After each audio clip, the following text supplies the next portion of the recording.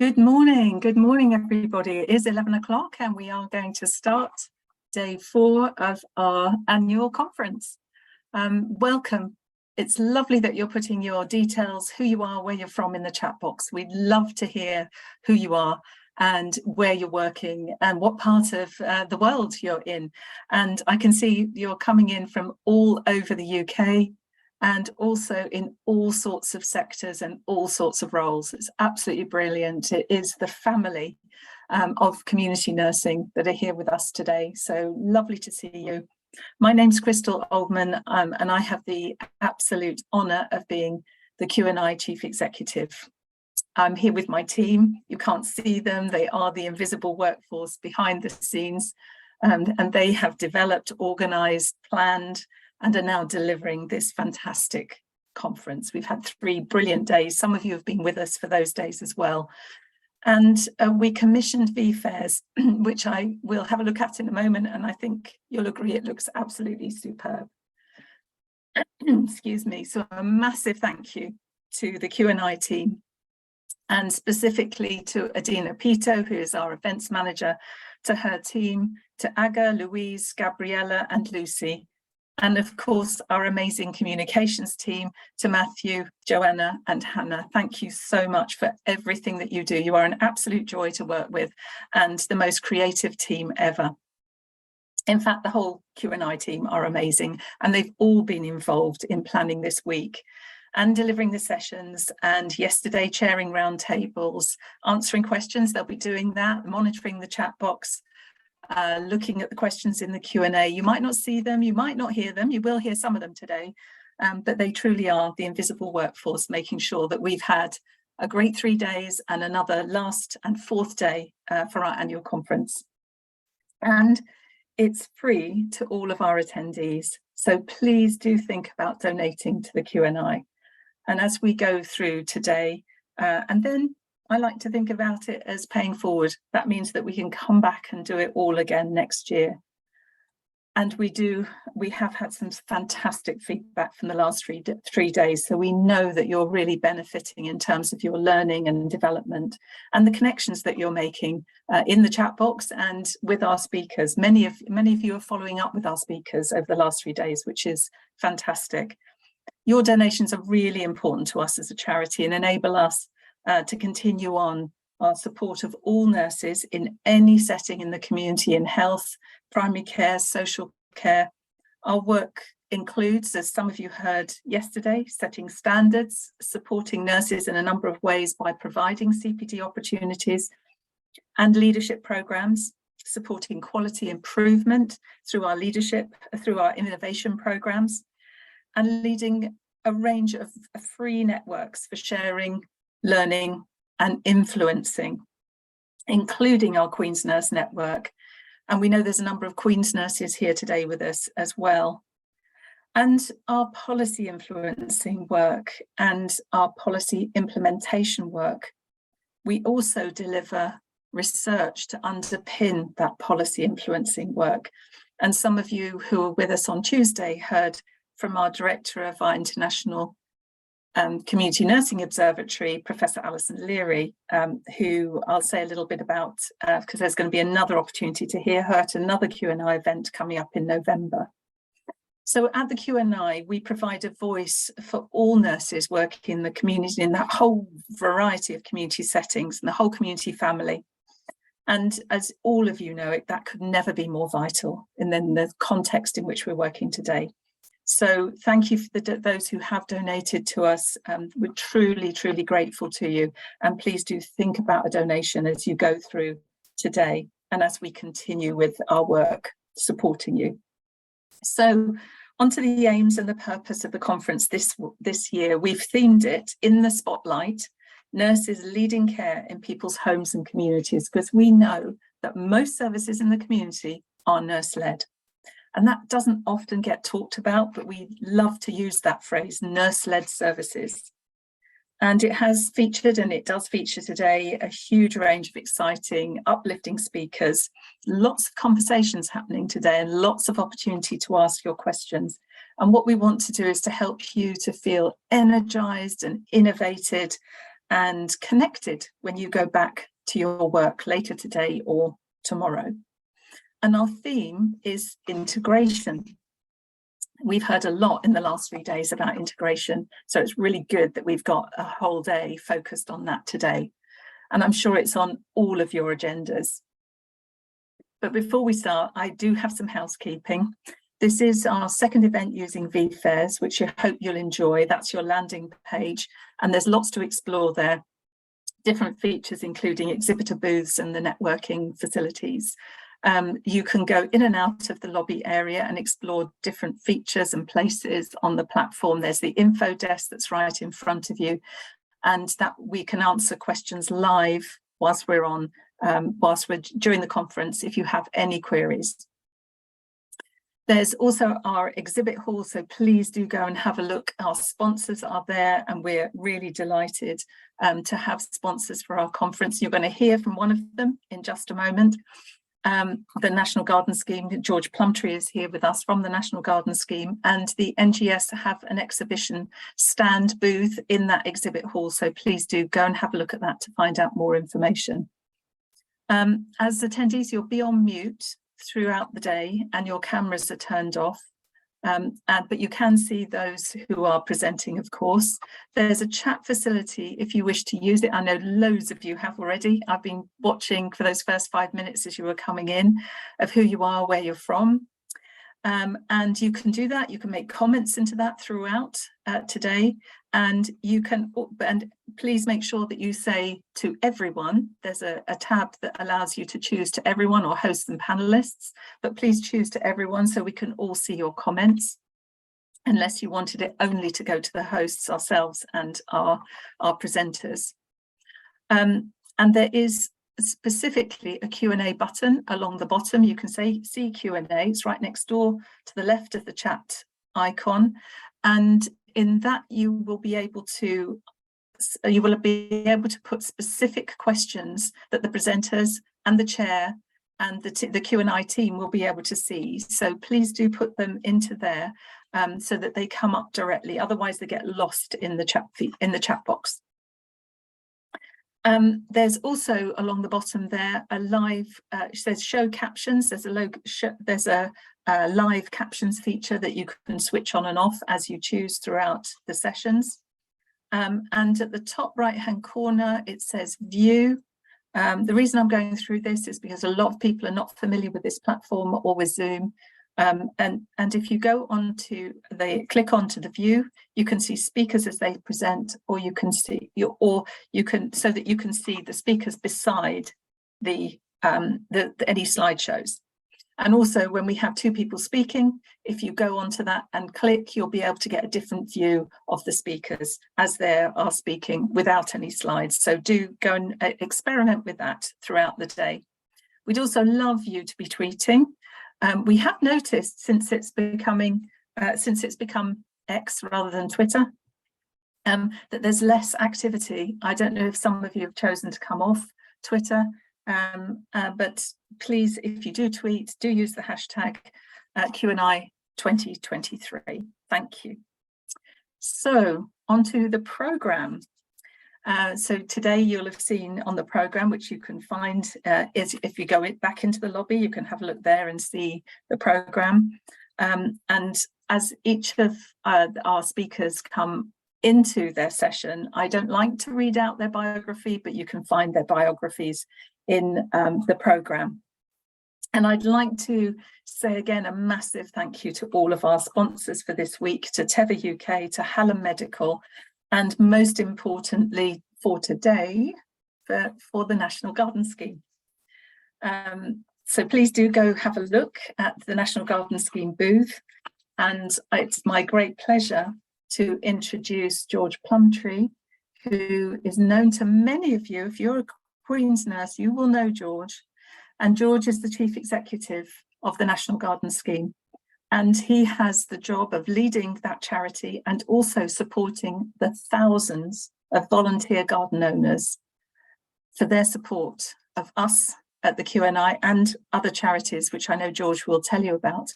And I know, George, I can see you on screen now. I know that you, welcome, George. I know that you've heard me say this before, but I do want to say it again.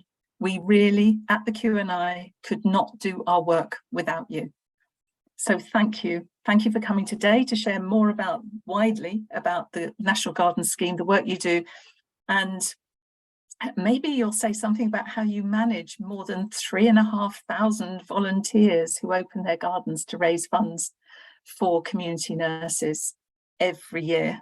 Just an amazing, I don't have any idea how you manage all of those volunteers, but we'd love to hear more from you. So welcome, George. I'm going to go off camera and on mute and hand over to you. Thank you. Thank you, Crystal. Thank you for that as always, lovely welcome. And good morning, everybody. Yes, talking about volunteers, they are a wonderful group, and I will talk about them a bit later on. But I'm sure there are some people who, to use the old adage about television presenting, you advise never to work with children or animals on live television. And my volunteers are a wonderfully spirited bunch, and it makes them incredibly creative. But they're a very incisive team, as we shall see. But thank you to Crystal and everybody for offering me this opportunity to speak to you on the last day of your 2023 conference. And I'm sure that there are some of you who have attended throughout the previous 3 days. So I'll try to make this session both a bit of easy listening as well as interesting. Looking at your conference agenda and the main headings for the 3 days that there have been, I'm just struck by how focused it is. But then I'm not surprised, because over the years that I have known and worked with the QNI and with individual Queen's nurses, I have constantly been aware of the gimlet-like focus on practicalities and what is relevant, which have always been great qualities of this organisation and which it instills in all of you in your varied nursing activities. Evidence-based practice on day 1, workforce development on day 2, population health and sustainability on day 3. These are all things at the heart of both what you all do and some of the main challenges facing the whole healthcare landscape within which you work. And today, integration. I hope on the one hand, I'll be able to show you how integration is crucial to the success of the National Garden Scheme. Integration with the people who open their gardens and enable us to raise the funds as we do, and integration with our beneficiary charities like the QNI that we support on an annual basis. But I'm afraid, and those of you who have heard me before will not be surprised, I'm afraid I'm also going to suggest that some of the most egregious failings of the current healthcare system is its failure to integrate properly the health charities that give so much to it, and many of which are the beneficiaries of the National Garden Scheme. These failings come on a number of fronts. They are particularly evident in the whole area of health and care in the community where you all work, and I would suggest that they have got steadily worse in recent years.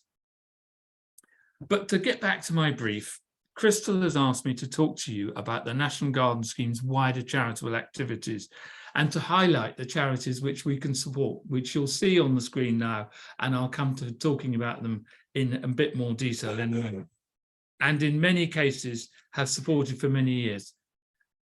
Please excuse, we're a very dog-friendly office at the National Garden Scheme, and that's one of my colleagues, Labrador, barking at a visitor. She will stop in a minute. But just before I move on to talking about our beneficiaries in detail, I think I need to set the scene as to why I'm always fortunate enough to be invited to speak to you at your conferences, even if it might mean some of you thinking to yourselves, oh no, not him again. by explaining a bit about the shared heritage of the QNI and the NGS. You all obviously know about the foundation of the district nursing by William Rathbone, helped by Florence Nightingale, and its support by Queen Victoria, so that it became a recognised organisation from the 1870s, whose name went through a few changes until in 1973 it became the Queen's Nursing Institute. The advent of the National Garden Scheme was prompted in 1925 by the death of the QNI's then patron, Queen Alexandra, widow of King Edward VII, who had taken over as your patron from Queen Victoria on the latter's death in 1901. Queen Alexandra, as I'm sure many of you know, was a great figure in British nursing and a great supporter of nursing. And as a result, at the time of her death, the Queen's Nursing Institute decided that it would be an appropriate time to raise a fund which the charity could use in its work of training and supporting district nurses. So they set up the Memorial Fund, and it was shortly after that one of the QNI trustees, a formidable lady called Elsie Wagg, suggested that she knew a very good way that there could be funds contributed to the memorial, and that was by asking people with lovely gardens to open their gardens to the public. Those conversations took place in 1926, and it says a great deal about the formidable organising skills and influence that within less than a year, the owners of more than 600 gardens had been persuaded to open in 1927. And the campaign got a great deal of support from the Times newspaper. And there was a rather wonderful quote, which was the first announcement about the National Garden Scheme and its launching, which came in the paper in March 1927. A scheme which will appeal to garden lovers is being started by the Women's Committee of the National Memorial to Queen Alexandra all over England and Wales. During the Whitsuntide holidays from May the 30th to June the 11th inclusive, owners are being asked to open their gardens for a small charge. The owners are responding generously, and soon it is hoped to announce the full list of gardens and the facilities for opening them. So there, in that simple announcement, the National Garden Scheme was born. As I said, 600 gardens opened in that first year of 1927. They all charged £1 admission, and they raised £8,000. And if we fast forward to today, in 2023, some 3,500 gardens will open, and they will raise in excess of £4 million. Amongst those founders, there was a rather lovely continuation of the royal connection, because Queen Alexandra's son, King George V, was one of the first people to offer to open with the garden of his mother's favourite home in Norfolk, Sandringham. And that garden has the distinction, nearly 100 years later, to be one of only two that have opened for us throughout our life in every single year. And through the decades, the National Garden Scheme, initially completely as part of the Queen's Nursing Institute, we remained part of your charity for decades. We saw steady growth in numbers of gardens opening and funds being raised, and those funds went to the QNI and district and county nursing organisations.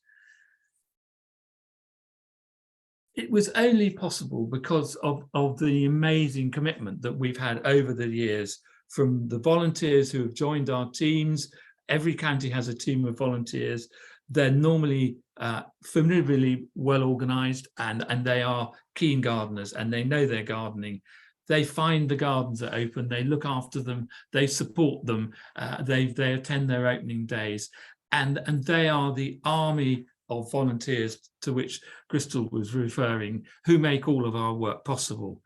And indeed, that work is carried out by the garden owners who open on one or more days and many of them for many, many years. The best illustration of that is the fact that of the 600 gardens which opened for us in our very first year, some 75 are still opening nearly 100 years later.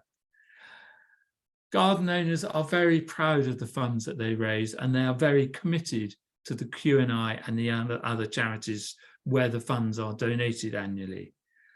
I have to say, it makes, as well as very loyal, it makes a number of them extremely competitive, which of course I absolutely applaud. They always want to raise more money one year than they did the previous, and the competitiveness was rather neatly summed up in a very post-war style of speaking by a little poem which appeared on the first page of the annual guide in the 1940s, which went, and I quote, "How nice to have a place so large that you can make a shilling charge and ask your neighbours in to see how good their gardens ought to be." That spirit of competitive survives today and underpins the fundraising of our wonderful garden owners. As the portfolio of beneficiaries expanded, as I will show you in a moment, looking at this slide, funds have always continued to go to the QNI, and we are very proud that this enabled your charity to revive the role of the Queen's Nurse. This had always been the title given to nurses who qualified from the Institute, but in 1968 it was phased out. Funding from the National Garden Scheme enabled it to be revived in a different form in 2007, and it has been a spectacular success, as evidenced by the audience today. I recall that when I first attended the annual celebration of new Queen's Nurses, which would have been in 2011, there were around 400 of you. Today, that number has gone through the roof to nearly 2,500 with the 2023 intake, and I applaud you all. And I've got to know the exemplary standards by which Queen's Nurses work over the years, since 2017, with the exception of the pandemic years, by annually spending a day shadowing a Queen's Nurse. And it has been the most wonderful insight into how a QN operates. I remember my first day shadowing was with a wonderful QN called Liz Alderson, who worked, she's just retired this year, she worked for many, many years on the East London Essex borders.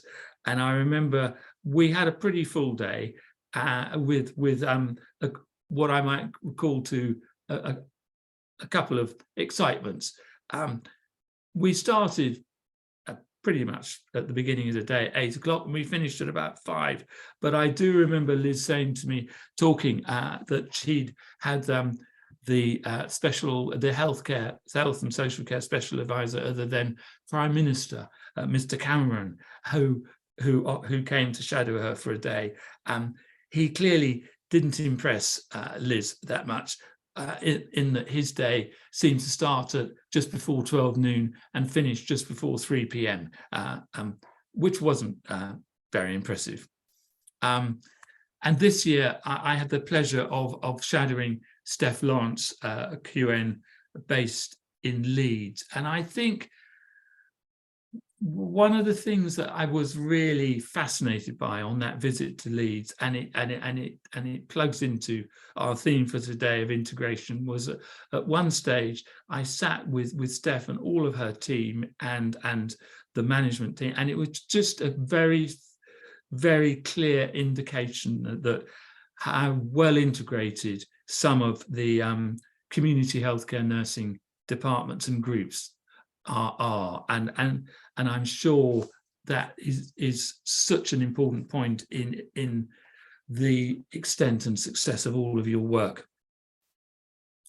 But as I suggested, our portfolio of beneficiaries did expand. This was really prompted by the change that came in 1980 when the Queen's Nursing Institute decided that, I think, rather like a boisterous child, the NGS had got too big to be managed as part of the QNI, and we were established as an independent charity in 1980, the National Garden Scheme Charitable Trust. And it was a few years later that we first started to broaden our donations, and Macmillan Cancer Support, as it is now, became a beneficiary. It's very interesting. That was in 1984, and so next year we are about to celebrate 40 years of supporting Macmillan. They've got a long way to go, and they never will, of course, catch up with our nearly 100 years of supporting the QNI. But it's been a great partnership. Macmillan, it's interesting how in those days Macmillan was very much primarily purely a nursing charity. Indeed, that was one of its strengths, which promoted it to be supported by the National Garden Scheme. And now, of course, it is so much an invaluable advisory charity as well as a nursing one. So we took on Macmillan in 1984. About 10 years later, we expanded the support to a trio of charities: Marie Curie, Hospice UK, and Carers Trust. And I think of those three, I'm always rather fascinated that at a time when supporting carers and the caring profession was in its infancy, and very few people in the 1990s had any idea what carers did, the National Garden Scheme should include them in their portfolio of beneficiaries. And then finally, 10 years ago, we started supporting Parkinson's UK. And that group of 6 charities with the QNI firmly at their head, that group are what we refer to as our major beneficiaries. They get the lion's share of our annual donations, and they are our absolutely vital link with the health and care landscape, which we have funded for so many years.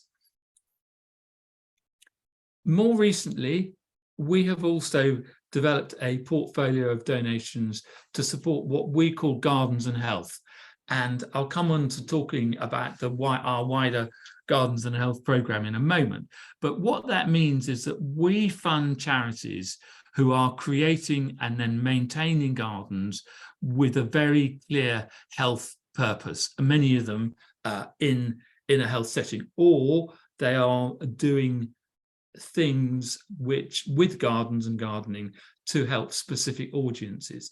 So in that group, we have recently made a long-term commitment of funding Maggie's, which I'm sure many of you are familiar with, the Maggie's centres, which are in so many hospitals around the UK.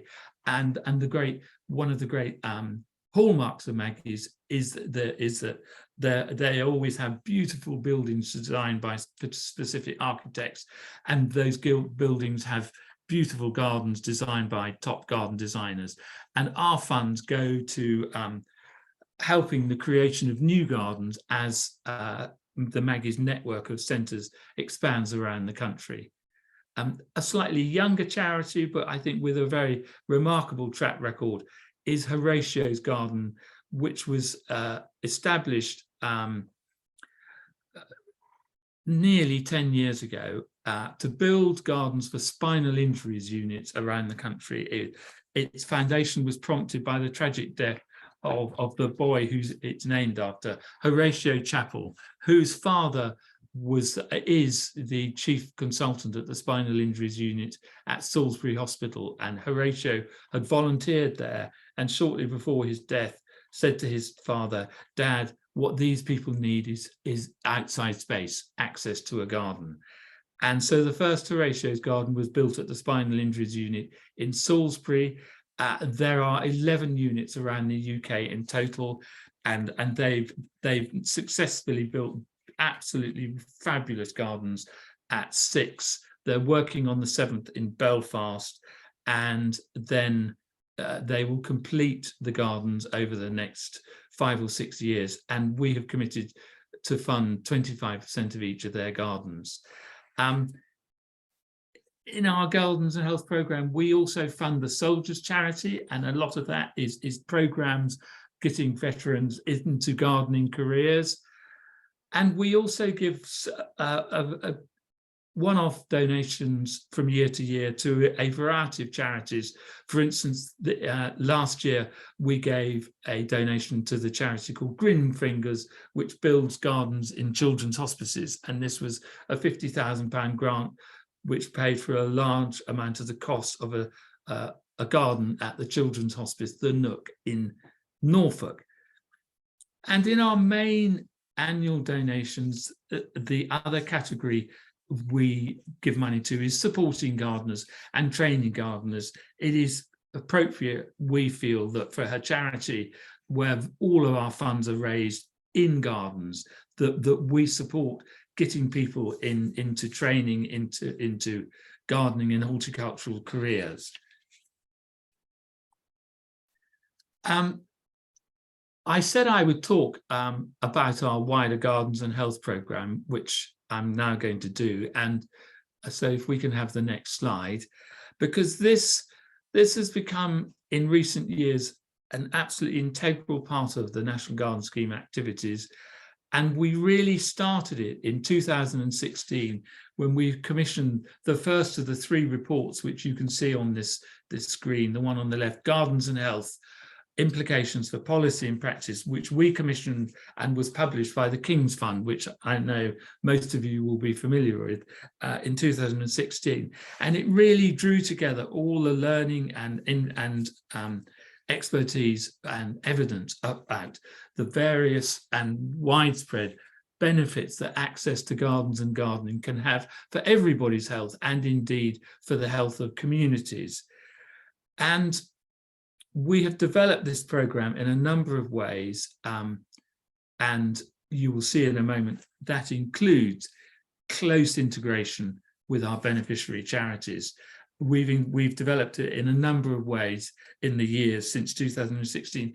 And of course, it was never more important than through the pandemic, when during lockdowns in particular, with a very high state of anxiety for everybody about their state of health and the state of health of their friends and family, and indeed so much personal tragedy over a long period of time, that people realised that access to gardens and gardening was absolutely vital. And at the end of late 2020, after gathering information from all areas of our audiences, our supporters, our volunteers and our garden owners, we published a report called Gardens and Coronavirus 2020, The Importance of Gardens and Outdoor Space During Lockdown.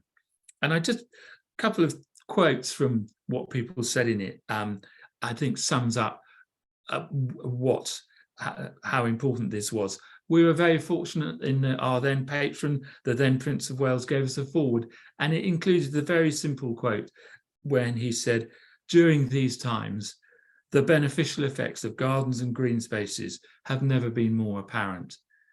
And in the actual report itself, there are a number of lovely things said, but 2 of my favourite were one person who said, "My garden was the only place that I wasn't worried about COVID-19. And another one who simply just said, "The world is all right in the garden." For me, one of the most poignant illustrations of what gardens gave people during the pandemic was, I remember a friend of mine ringing me up shortly after they'd opened for the first time when we were allowed to reopen our gardens, because it's worth saying that from March until June in 2020, for the very, very first time since our foundation in 1927, all of our gardens had to close. Nobody was allowed to open. So when they did reopen, this friend of mine said, "We had a wonderful day. We had social distancing and all of these things." And she said, shortly before we were about to close, I saw a couple of quite clearly elderly people approaching the gate. And as they got to the gate, I welcomed them and asked where they come from and this sort of thing. And my friend said, the wife suddenly just burst into tears. And she said, this is the first time since the beginning of March that either of us have left the house. And we knew that probably the only thing that we would be able to do in these weeks is go into a garden, and that's why we're here.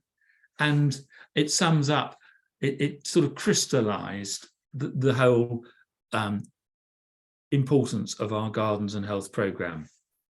And we celebrate it annually in as part of our Gardens and Health Week in May with a wonderful online publication, which we call the Little Yellow Book after our famous annual guide, the Little Yellow Book of Gardens and Health, which is full of wonderful case studies and stories from the QNI and all of our beneficiaries and lots of others from our other audiences.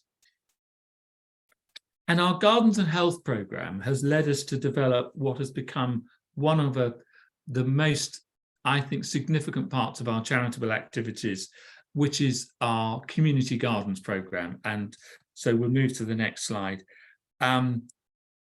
We started supporting community gardens in a very modest way in 2011.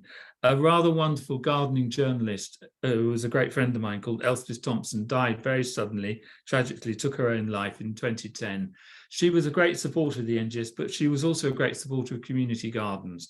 And we founded a programme in her memory and gave grants to community garden programs. And it started pretty modestly. We would give out 10 or a dozen grants, totaling about £20,000. And then in 2019, for a number of reasons, we decided to increase our emphasis of the scheme, and we increased its publicity, and it suddenly has taken off and beyond all recognition, to the extent that in the last 2 years, so in 2022 and 2023, because clearly it stopped during the pandemic, in the last 2 years, we have given funds to more than 150 projects, totaling well over £450,000. And to give you an idea of the scale, for 2023 donations, we had well over 500 applications. This gets funding to amazing projects all over the country, many of them in inner city locations, many of them helping people and engaging with people because they go to the gardens and work there, who have no garden or green space of their own. And also an incredibly diverse variety of people and communities, many of whom, to be honest, would probably have never engaged with the National Garden Scheme. So it's bringing us into areas of society and communities all over the country where we weren't before, which is extremely exciting. And we know that this is going to develop in a number of ways in the coming years. And as we will see with the next slide, it has enabled us to have some very close and exciting integration with our beneficiary charities, not least the QNI with the Elsie Wag Scholarship, which we started 2 or 3 years ago. And these scholarships are awarded to nurses in any setting, but they're nurses which start up a Gardens and Health programme in their place of work and engaging with people in the local community. And it's been a spectacular success. And I think we've got the third group of scholars about to start. And I've been to a couple of the programs and they are absolutely wonderful. And as I say, they integrate our community garden program and our Gardens and Health program with our beneficiaries in an absolutely fabulous way. And in recent years, we at the National Garden Scheme have actively looked at what we can do to both strengthen our integration with our beneficiary charities and to help integrate their work, which has so many areas of overlap in the community, in long-term care, specialist care, and in palliative and end-of-life care. And of course, there was no time when all of this was more important and the need for integration more evident than during the pandemic. And so we at the National Garden Scheme, we were extremely proud that we were able to continue without break or without reduction our donations to our beneficiaries throughout the pandemic years. And it also prompted us to get together with those nursing and health beneficiaries and commission a report, which we did, which was published by the London School of Economics in January 2021. Its two authors were Tony Hockley, a distinguished fellow of the LSE and a former specialist advisor at the Department of Health, and also Alison Leary, who needs no introduction to all of you. And each of our 6 charities had provided content. And all I'm going to do is I'm just going to read the very first and the very last paragraphs, because I think they shed an interesting light on this whole question of integration and what still needs to be done. Health charities, this is the author speaking at the beginning, health charities need to be at the table in planning how the NHS will face the future. The pandemic of 2021 accelerated the onset of the health and social care system's biggest challenges. It was a wake-up call about coping with rising daily deaths. It should also remind policymakers of how much health and care relies upon health charities. We have heard inspirational stories of agility to keep services going during the pandemic. They have done this despite a fundraising crisis, infection controls, and weak partnership planning in health policy. Given what lies ahead, a much stronger partnership between the NHS and these major charities is imperative. And it closed by saying, in conclusion, the significant contribution made by health and care charities must be better acknowledged by our public services and policymakers and better integrated into planning for future challenges. And those sentiments were very clearly echoed by most of the people who commented on the report and when it was published, including 2 distinguished former civil servants and members of the House of Lords. Lord Nigel Crisp wrote about the report, health charities play a vital role in our society, as the pandemic has once again demonstrated. I fully support this call for that this excellent report makes for an even stronger partnership between charities and the NHS, so that their contribution can have an even bigger impact in the future.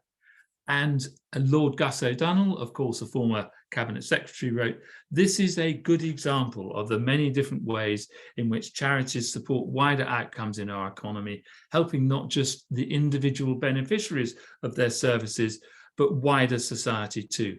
Properly value that support, including the sizable bit which goes beyond pounds and pence, is an important part of understanding the role that charities play in our national well-being. Well, thank you, your lordships, but the reality is, despite all of these best intentions, it simply has not happened. And I'm going to just give you one example, the extent to which it has not happened. A few months ago, in June 2023, the Fabian Society, which you'll all be familiar with, or many of you will be, a very distinguished left-leaning think tank, the Fabian Society published a report which had been commissioned by the Labour Party called Support Guaranteed. Its subtitle is The Roadmap to a National Care Service.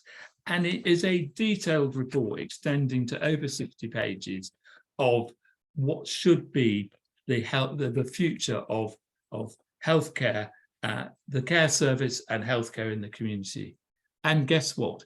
In its over 60 pages, there is not one single mention of any of the health charities operating in this sector. It's a quite extraordinary thought, I'm sure, for all of you. And I did follow up. I wrote to the authors. I even wrote to Mr. Streeting and his advisors, and I politely pointed this out. And I'm afraid in the Shakespearean line, response, there came none. So there is a long way to go, but it is absolutely vital that the integration of the health, the future integration of the health and social care systems, and we know it's a priority for policymakers, because after all, their most recent vehicles are called integrated care boards, but somehow it seems to escape their notice quite what the wonderful health charities like the QNI and like our other beneficiaries are contributing, and out of the chaos of the present system, that must be one of the major priorities for the future. There is a great deal of talking to be done, but I'm going to finish. It brings me to my final point, which I think neatly, combines an illustration of what still needs to be done to get proper integration with bringing us back to where I started, which is to celebrate the National Garden Scheme partnership with the Queen's Nursing Institute. Shortly after the pandemic, the QNI was commissioned by NHS England to set up a number of professional networks. There were 4 in all: the Community Nursing Research Forum, the Long COVID Nurse Network, the Community Children's Nurse Network, and the Homeless and Inclusion Health Network, the last built out of the absolutely wonderful Everyone In programme, which the QNI, which Queen's Nurses contributed so much to during the pandemic. So 4 really important nursing networks, and it was set up with assurance from NHS England that the lion's share of the funding would come from them, which indeed it did initially. And then, after a slightly unnerving silence, in June 2023, it was announced by NHS England that there was been no more funding for these programs, these networks, and the funding stopped in June 2023. As a result, fortunately, Crystal talked to us at the National Garden Scheme, and I put a proposal to our trustees, and I'm delighted to say that at their meeting the other day, they agreed that the NGS would supply the necessary funding for the networks to continue through 2023 and into 2024. And I think that is a good example of the really wonderful partnership that we have built up between our 2 charities through what is nearly 100 years, and a good example of the integration between us, the National Garden Scheme, the QNI, and our other beneficiaries that we have built up over many decades, and which we confidently expect to continue into the future. Thank you very much.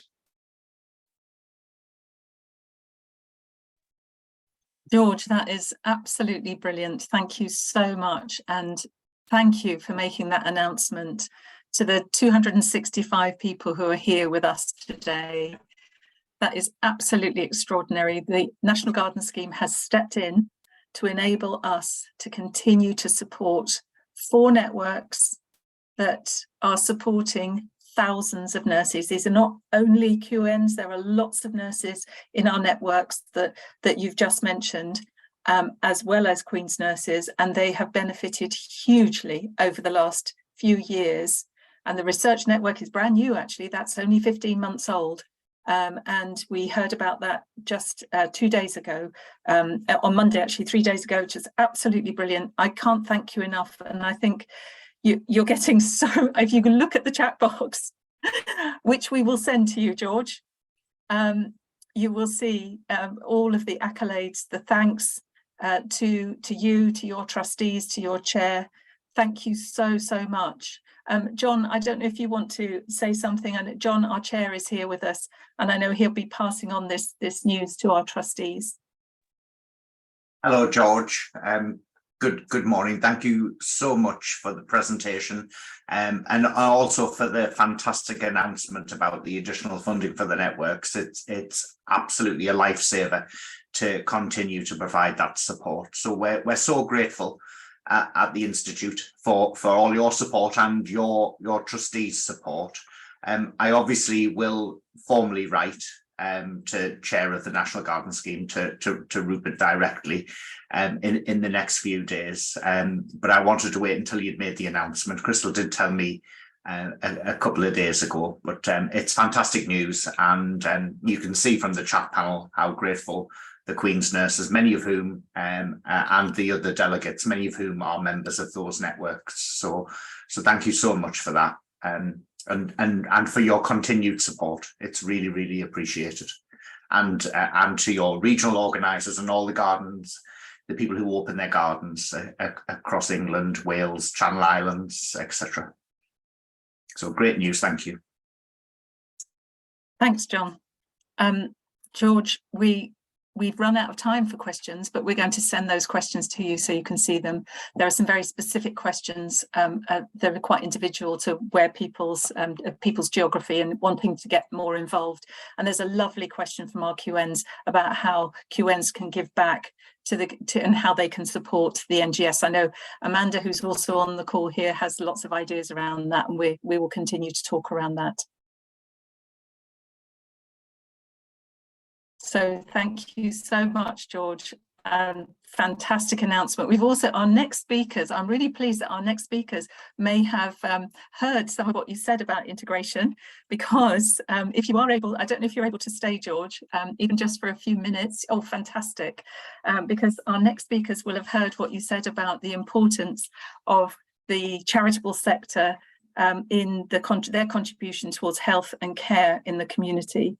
And we're going to move on to our next speakers, but a massive thank you, George, for everything and that fantastic announcement, and for staying for a bit to hear. Our next speakers are, if we can put up the slide for that, please, that would be really helpful. We have Lou Patton, who is our ICB Chief Nurse Network Chair. She facilitates that network, and she's also strategic advisor to the NHS Confederation. The Confederation has just become plural to confederations there. We are also absolutely thrilled that Lou is going to be in conversation with two very, very senior nurses who are both leading in their ICSs, and they're both sitting on the ICB boards. That's Sarah Bellas, who's from NHS Frimley. And I had to look out where that was actually, Sarah. So amazing that it seems to be, and you'll correct me, that it's East Berkshire and a bit of Hampshire and a bit of Surrey. So the really interesting part of the world, very mixed. And also a big welcome to Rachel Corser, who's the CNO of BOB, which is Buckinghamshire, Oxfordshire and Berkshire West ICB. So I'm going to hand over to Lou. Less of me, more of you three. Thank you so much for being here. We want to hear about some of the challenges and some of the solutions and how nurses can help out. Thank you.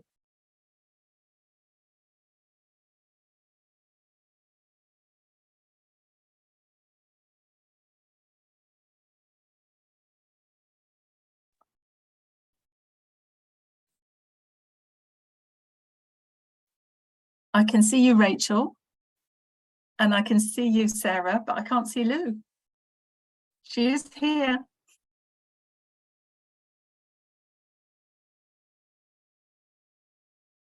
I'm not sure Rachel's microphone's working either, Crystal.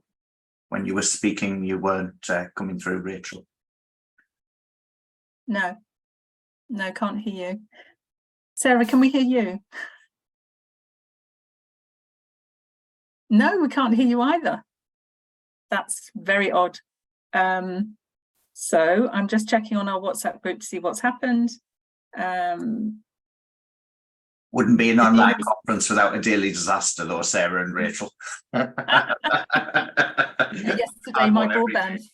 Yesterday, my broadband failed completely when I was just coming to the end of a presentation, and John had to take over answering all the difficult questions, it wasn't on purpose either. So I know that behind the scenes, Adina is calling Lou. And what I don't know is how we'll be able to solve the issue of your microphones, but we do have VFairs on call. Ahmed is with us and he may well contact you. And so I'm just calling out to the team. Adina, Lou is going to reconnect. Adina, what can we do? Oh, I can see Lou now. Hey, Lou, can you hear us? And can you speak?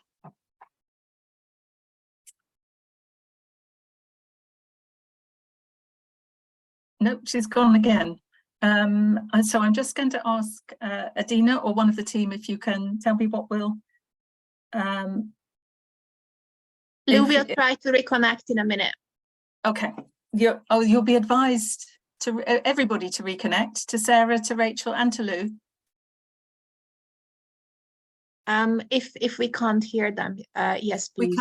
We can't hear Rachel. We can't hear Sarah. So can we ask you to both reconnect? Sorry about that. Thank you very much. Thank you. Oh. Lou, we can see you.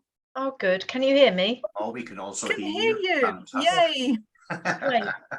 Well, I've got nobody to interview now, but no, they're coming back, and I understand this is until 1:45. Is that right? Till 12:45. It is, but if you are able to stay, because we're starting a little late, it would be, if it's possible to have 5 minutes more of your time, that would be great, because we're actually moving into, if I just get my schedule up, we are moving into a lunch break then. And we actually have an hour for lunch, so you wouldn't take too much of the lunch break time. And I don't know if you want to say anything, Lou, about yourself before we start. That would be really nice to hear from you about your background. Okay, thank you. So my name's Lou Patton. I'm a district nurse by background, and my career has mainly been the 30th anniversary of me starting my nurse training, to experience that privilege of really engaging across both health and care sector and more broadly into the voluntary and care sector. This morning I'm sat in one of our local authority county councils where I've spent all morning engaging with partners across voluntary care sector, education, local authority, talking about how we can try and really drive forward the health and care that we're providing to our children with special education needs. So using those experiences from the past to really build on that integration. And I remember when I got this job, my chief exec at the time said, Rachel, you're going to hate it being in that strategic role. You're so driven and passionate about being part of this organisation and being able to be visible and in and amongst our staff and direct care opportunities. How are you going to cope with that being more strategic? And it's a question that I've held on to for the last 12 months. And I think because it really matters to me to remain connected, and I spend at least one day a week where I can get out and work alongside some of our direct care staff and use that experience to help drive and influence the discussions that we're having at a strategic level, so that every time I try and put forward options about the things that we can do, and I hold our patients, our population at the core of the decisions that we make. So you know, it was so lovely to hear George's comments about the importance of integration, and I genuinely believe that we're in a once in a career lifetime opportunity to really make this integration work, and not just do it because it's the new thing to do, but to do it because we know where we do it well, it really makes a difference to the end users. And actually, the more people I talk to in the population, they think that we're doing this already. So, you know, we've got a duty to continue to be held to account for that. So that's my potted history, Lou. I could talk forever about that, as I'm sure you can see, but I'll hand over to Sarah to get her experience. Thank you. Yeah, Sarah, tell us a little bit about your background and how you got to your role now. Rachel, you could have been talking about me at the start. So hello, my name is Sarah, and I also completed my training 30 years ago in September. 1990 obviously was a good year, Rachel, for starting your training. And I also trained in London, but I trained at Bart, so we obviously didn't cross paths at that point. So I've had a bit of an accidental career. It's kind of followed around my family, but that's okay. So I started in acute medicine, then had to move into the Berkshire area because I got married, because that's what you do. And so I looked for a job and ended up working in an acute hospital in Guinea, which actually I really loved. I loved that. And then again, I moved back into medicine later on, began to had an interest in infection control, became an infection control nurse, then moved out into the community in the early 2000s. And then as community organisations were reorganising, they thought that infection control went very nicely with quality and quality governance. And then I moved into a mental health organisation. And then from there, I moved into the regional team, and for a while was Deputy Director of Nursing in the regional team as it was, and then moved into the 3 CCGs in East Berkshire in 2013. And I think the reason that I really like being in an ICB is I've enjoyed every part of healthcare I've worked in, the mental health, community, acute, but can really see how we need to support providers and local authorities to join up, to collaborate, to integrate, because it's so hard doing the day job of just keeping the ship afloat, that actually you need people that are constantly looking at how you can help integrate, make things better, support. It's not about doing it for people, it's about doing the things that they just haven't got the opportunity to do for themselves. Great, thank you. So Sarah, let me stick with you and let me ask one of those, the burning question about the challenges around workforce. We know we've got a huge gap, particularly in the nursing and midwifery professions. We know that NHS staff and all professions are stretched to capacity, with many describing crippling and unsustainable pressures. We've seen the workforce plan, but frankly, systems need to be really innovative in what they're thinking about, what they can do to retain staff and start to recruit. What sort of support can we offer those people at the very scary coalface of delivery? And what sort of innovative things do you think it's possible to do to really help support the workforce?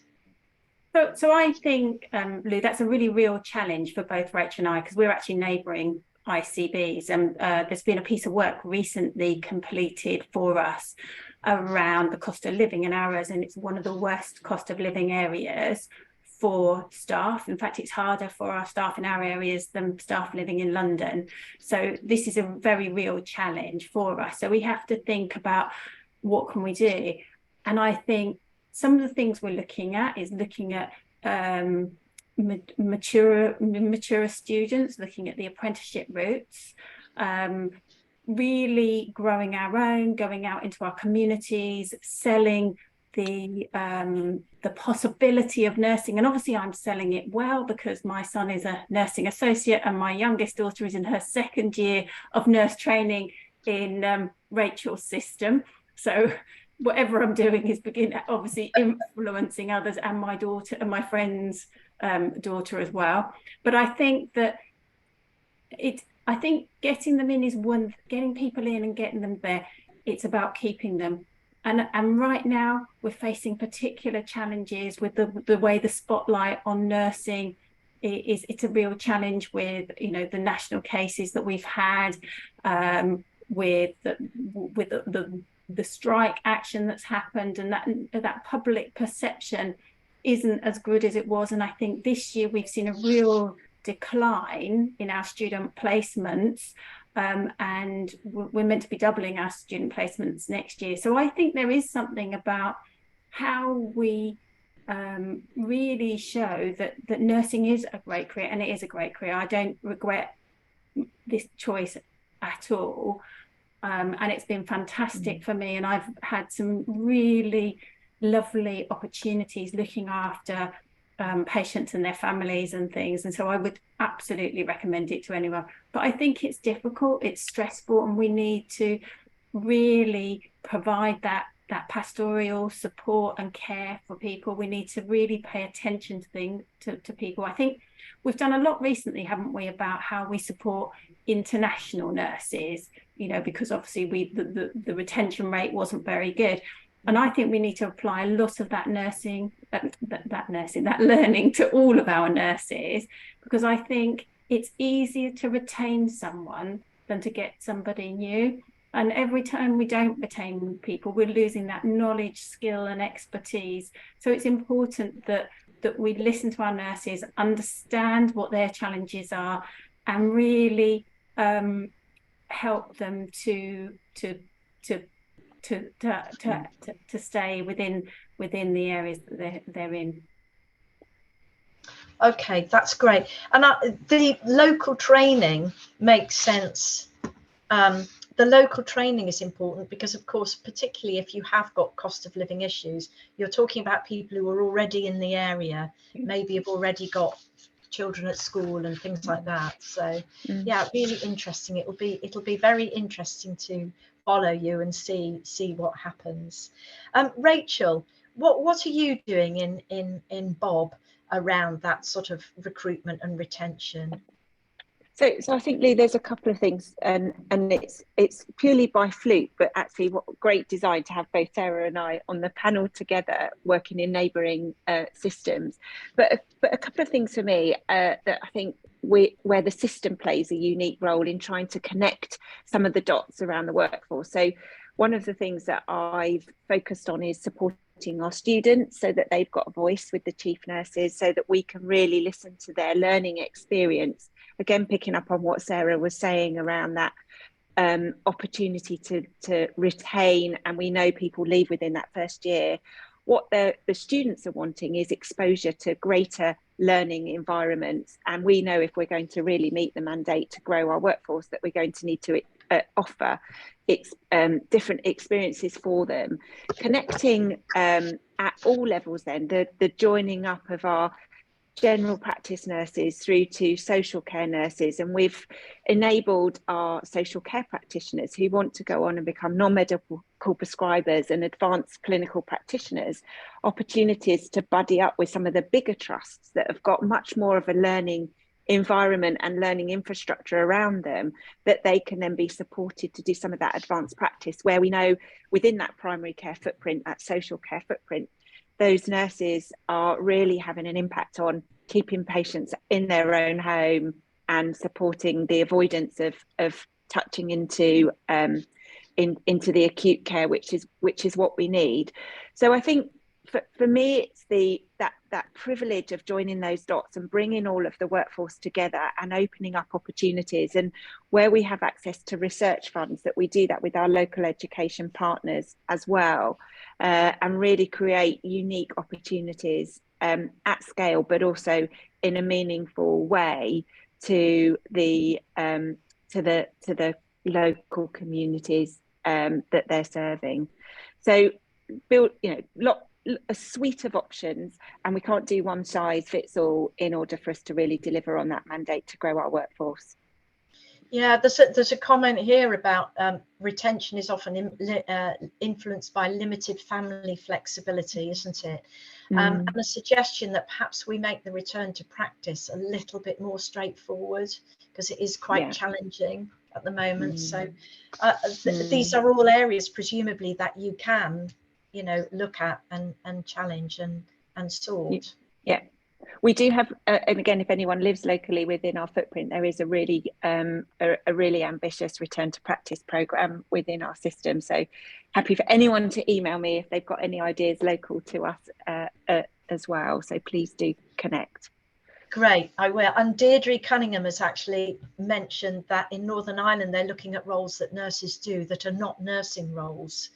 And they've got a report. There's a link, there's a copy to the link in there, so we can do that and have a look at it. Okay, so I just want to think about some of these massive opportunities that you've got in these very new roles with these relatively new systems. And I wanted to just talk about whether you think we should be investing more in community services. there was a recent report by commissioned by the NHS Confederation that found that areas spending less on community care relative to their population need had higher than average levels of hospital and emergency activity compared to those who had a greater investment in their community services.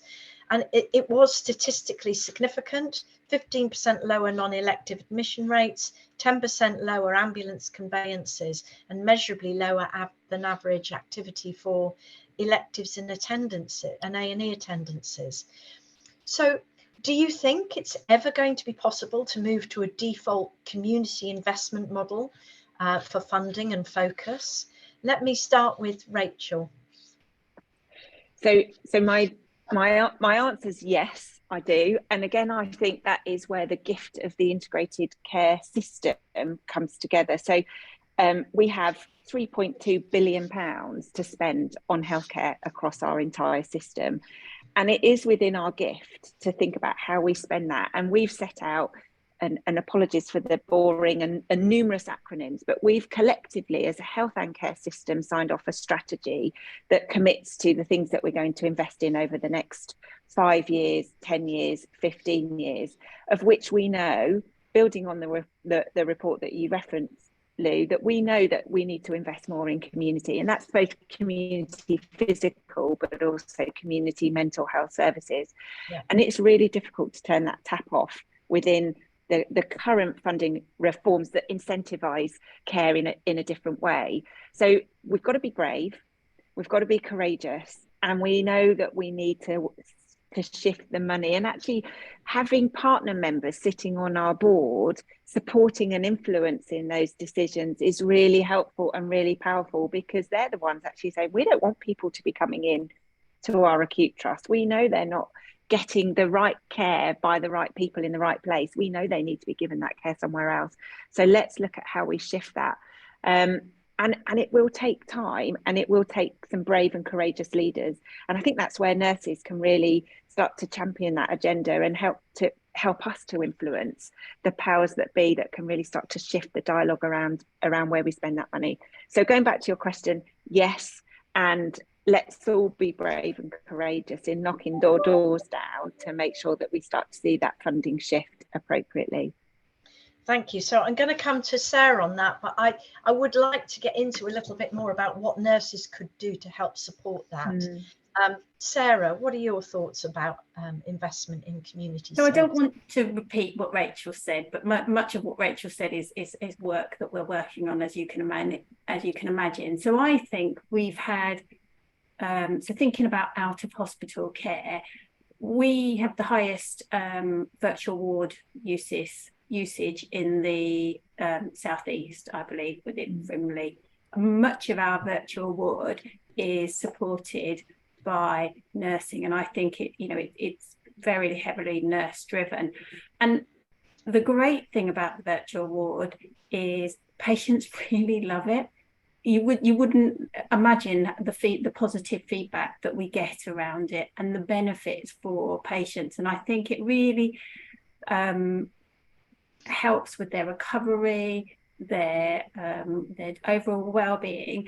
And so I think this is one of the ways in which nursing can be really helpful.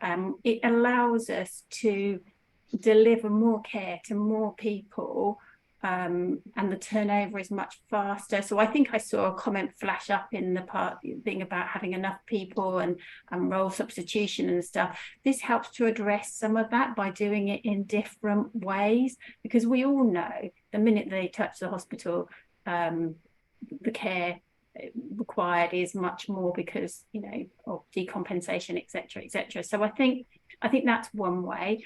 I think it's the apple, it's the apple pie and motherhood type things, but it is that prevention work, really focusing on that. So we've got a big piece of work going on within Frimley at the moment about essential standards of care, really making sure that we're paying attention to the things for patients in the community around the pressure ulcers, around hydration, wound care, and things that really nurses can influence in a huge way and make a difference to patients, and then really track that that hospital not admission piece that goes with it. Thank you. And really to both of you, this does present a great opportunity to nurses. Nurses are great at just sorting things out and picking the phone up and talking to their colleagues either out in the community or in the acute. And we just need to be able to perhaps empower them more to be able to do more of that, so that you start to look at that opportunity to work along the full patient pathway. And we've seen some great examples of that through the QNI, with some, you know, the work on COPD, the work on leg ulcers, etc. But it's really important, how do we help support nurses in the community and in all the different settings to start to talk to one another, to have the time to do that? How can we do that? What's our message to those nurses listening today about how they can really start to help support that move? Do you want me to come in? Yeah, Lou, either of you. So I think, I mean, I know you've had speakers talk about the opportunities that the digital agenda offers, and I think that, you know, for years now we've been working in a much more digitally enabled way. But perhaps being a little bit more brave, a bit more ambitious. I know there's some really creative ways of using artificial intelligence, and I think nurses again have that confidence.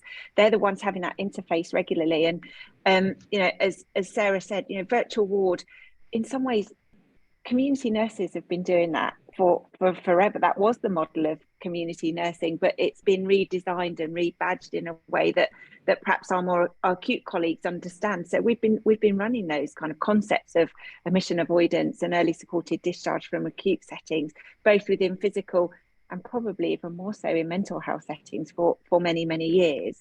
Digital has really enabled that to scale up and accelerate in a way that perhaps we hadn't appreciated. And I think nurses have been so instrumental in driving that, and, you know, seeing how nurses use technology with virtual hubs and sitting in a room where they've got the screens and they can see where their patients are and their observations in a way that, you know, we probably couldn't have imagined a while ago. So I think nurses are well placed to drive that innovation, particularly around the digital space, and, you know, get involved. Every system has forums that we can really start to bring nurses into to help drive some of that. You're the ones connecting daily with the patients and the service users, and we need your help to influence that.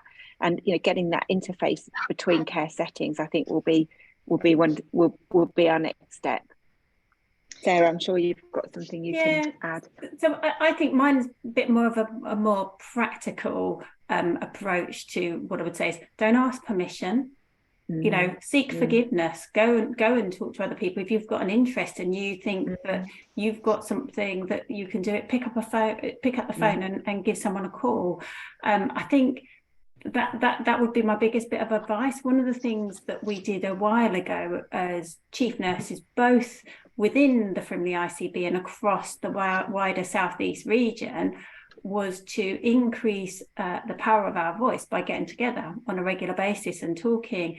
And so I talked to the chief nurses within the Frimley system, and we as a group talk around the Southeast. Now, it's really difficult for us all to get together, but we've got simple things like a WhatsApp group that we post in probably at least 3 times a week, sometimes more than once a day, so that we keep connected. We don't do the same piece of work. We share, we learn, we steal with pride from each other. We try and connect and join those dots up wherever we can. It's you know, the power of communicating with others is great, because, you know, and these things often don't cost anything, and they don't cost time, and they make you feel connected. Great. So I heard that. Don't ask permission, get on. I heard that. And I think in my role and in many of the across the QNI, with that umbrella view of nursing practice, there's some amazing things going on, some really fantastic projects and successful patient care experiences. But it's that challenge, isn't it, from getting from a successful local project to sharing that best practice, not just across, you know, a community organisation, but also, you know, for you across the wider systems and into places like nursing homes and social care nursing. What are the sort of steps you're taking to really help support that sharing of nursing practice? Sarah, can I start with you and then I'll come back to Rachel. So we've got a range of ways in which we do this. So within the ICB, I have 2 nurses that, and that doesn't sound very much, but it actually, they have quite a reach, that support our care homes, and they work with other people that go into our care homes. They work with our PCN clinical directors around that quality improvement piece, and they also work with the local authorities. And they work with the care home forums across the system, and they work with our infection control team. So although there's only 2 of them, when you take into account the wider team, it gives quite a range of ability to help and support. And the most important thing is that they work with them, try and co-produce the solutions. Because I think care homes and nursing homes often feel a bit done to by the NHS. And so by working with them about what they need and when they need it is more effective than anything. So I think it's about becoming part of that team with them to help them improve. And really that it's made a huge difference with the PCNs and the PCN CDs having that overarching responsibility for improving the clinical care as well. So that's how we do it in that team approach.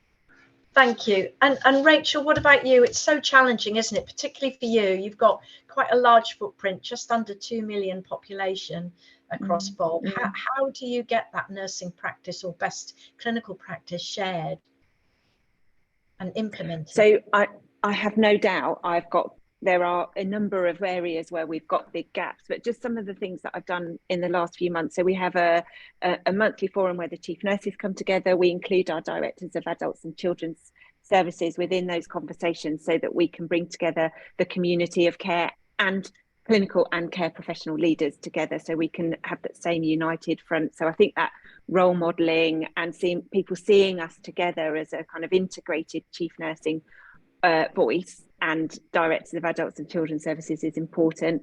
We also bring into that the chair of the social care council, who is one of the 42 council chairs that Deborah Sturdy has established. So again, it brings in the nursing voice from social care.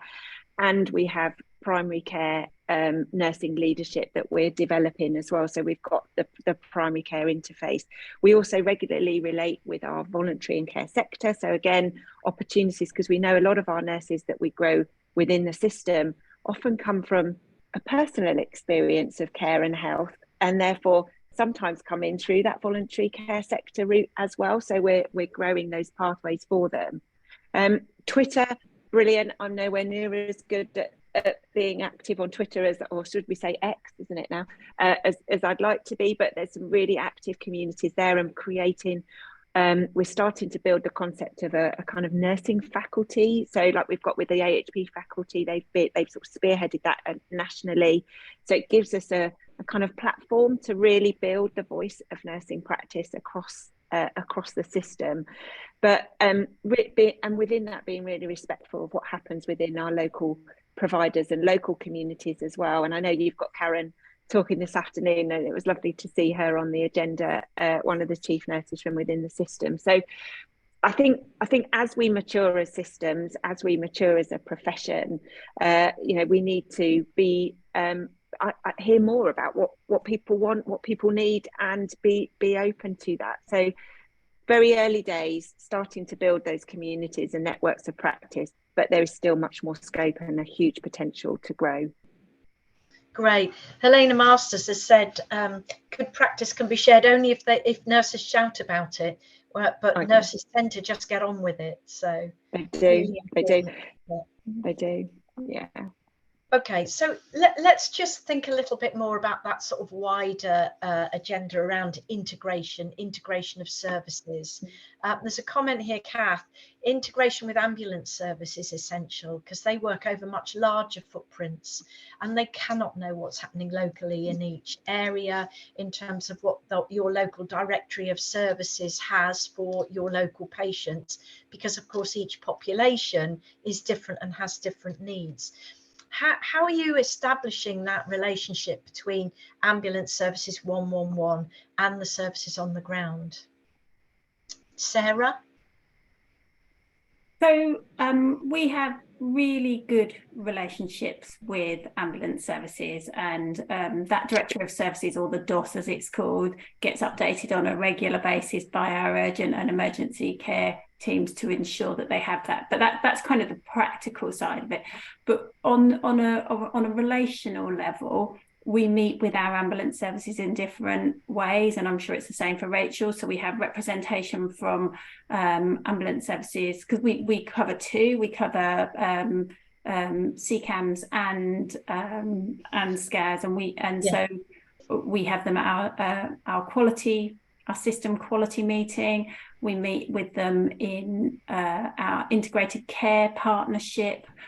Both come to that. So I think we meet them in a range of ways, through formal structures and through informal structures, because I think it's important to have that infrastructure as in the DOS, then you have the formal meetings of the organisation, and then you have these kind of informal relational meetings where you talk, where they can pick up the phone to you, you can have a conversation, they've got a challenge, you've got a challenge, whatever, and then you can work it through at a practical level. That helps to integrate things without it escalating. Yeah, absolutely. And of course, you know, that integration with the primary care and ambulance services long before we're even talking about the need for acute transportation. Rachel, what about you in Bob and the sort of ambulance integration? So I'm ashamed to say, Lou, that for the first time in my 30 careers, I actually spent a day with the ambulance crew earlier this year, and followed that up with a morning in the 111 centre. And oh my goodness, I learned so much about autonomous practice and the responsibility that we place on our paramedics, and actually the impact of primary care services being available or not available over that 24/7 period. So that experience was incredibly valuable, and it allowed me to really build on the work that we were doing around admission avoidance schemes, and how for us across the system, our duty to reduce variation was so paramount in just that small experience, that, you know, these ambulance crews could tell me what the difference in care outcomes could be for individuals, because they've got access to X same day emergency service if they were on that road, but if on this road they wouldn't. And, you know, that variation was really powerful to hear. So a bit like what Sarah was saying, though, we have those formal networks, but I think most of it, as with all of our partners, it's about that relational experience and knowing who you can pick the phone up to and who then can pick the phone up to us and just share some of their experiences. And the ambulance trusts are across big footprints, and actually we have similar challenges with relationships with the police. So again, big interface with the police, like we do with ambulance crews that straddle a much wider footprint than the integrated care system footprint. But again, it's making sure that we're really clear on those relational experiences and who to connect with and for what. Yeah, there's something about understanding the services that you're integrating and their own pressures, and what could help those pressures go away for those, you know, understanding those different constraints. And of course, that also applies not just to ambulance but many other services, but also there's been a couple of reminders here about the importance of equipment, particularly for that out of hospital support to people. So equipment is another area that has to. So let me come back to you know, you do preside, as it were, over support a huge variety of nursing roles across the ICS, some employed within the NHS, some not, some employed privately, or even social care, primary care nurses, GPNs. Really difficult, I should think, and challenging to engage with that whole nursing fraternity. How are you going about it in your ICS? How are you developing that that engagement out with your nursing and wider clinical colleagues right across the ICB from all those different walks of the profession? Sarah, can I come to you? Yeah, so I think it's no one person can do that. So it's about building that leadership community across the system and across the teams that you can do that. And we do that in a variety of ways. So thinking about that leadership where we can interchange for each other. So one of the things we're currently looking at is how can we have a single strategy for going and attracting actually nurses and AHPs and paramedics and things, because for health and social care, and what does that look like, and how can we go and communicate with people, and can we all do it for each other? Because I think we can. So across, and I think we can do it across systems. I'd be really, you know, Rachel and I often have conversations and things, and I'd be really happy to do that, because a lot of the areas that Rachel and I work in, we cross cover things. So I think it is about not being precious about your own domain and being able to work across. I think it's, as Rachel says, getting out and about as much as you can, trying to reach different people, making yourself available. And the way Rachel said, you know, just email if you've got anything, and you know, it's never a bad thing to get an email. And I did see one of somebody write in one of the comments around so how do we get to influence people? If you have a brilliant idea, just email someone. You know, nobody's going to turn away a brilliant idea, because I think sometimes, you know, we don't always hear it, so it's great to try and hear it. So I think it is that dispersed leadership across a system, and then across wider than just your system, of across ICSs. So that would be where I would start. And Sarah, before I go to Rachel, your ICS is quite unique in that its initial focus was around the sort of catchment area of an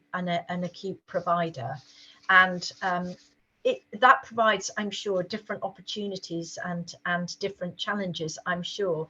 Does it feel any different to the other integrated care systems? Is it easier or more challenging to try and integrate those different nursing groups and different professional groups? So I think there are challenges and opportunities in either. I think that we are not coterminous with any one particular local authority, and that is a challenge. And so I have 5 authorities, different structures, higher tier, lower tier, etc., to have to work with. But I think one of the opportunities it brings is we have so many ICSs that border around us, and we end up sharing services or geography and overlap with them. One of the unique things I think that is a friendly thing is integrating across our boundaries, and that's been an absolute positive. So for example, when we have things like our safeguarding meeting, we bring people in from Hampshire, from Bob, from Surrey, and one of the things they say is it brings an opportunity for them to see across a wider geography. So I think it's a challenge, but it's also an opportunity. Yes, the size is smaller, but there are enough complexities to make up for the lack of size. Thank you. That's really helpful. Rachel, how are you engaging our nursing, other clinical colleagues across the ICB?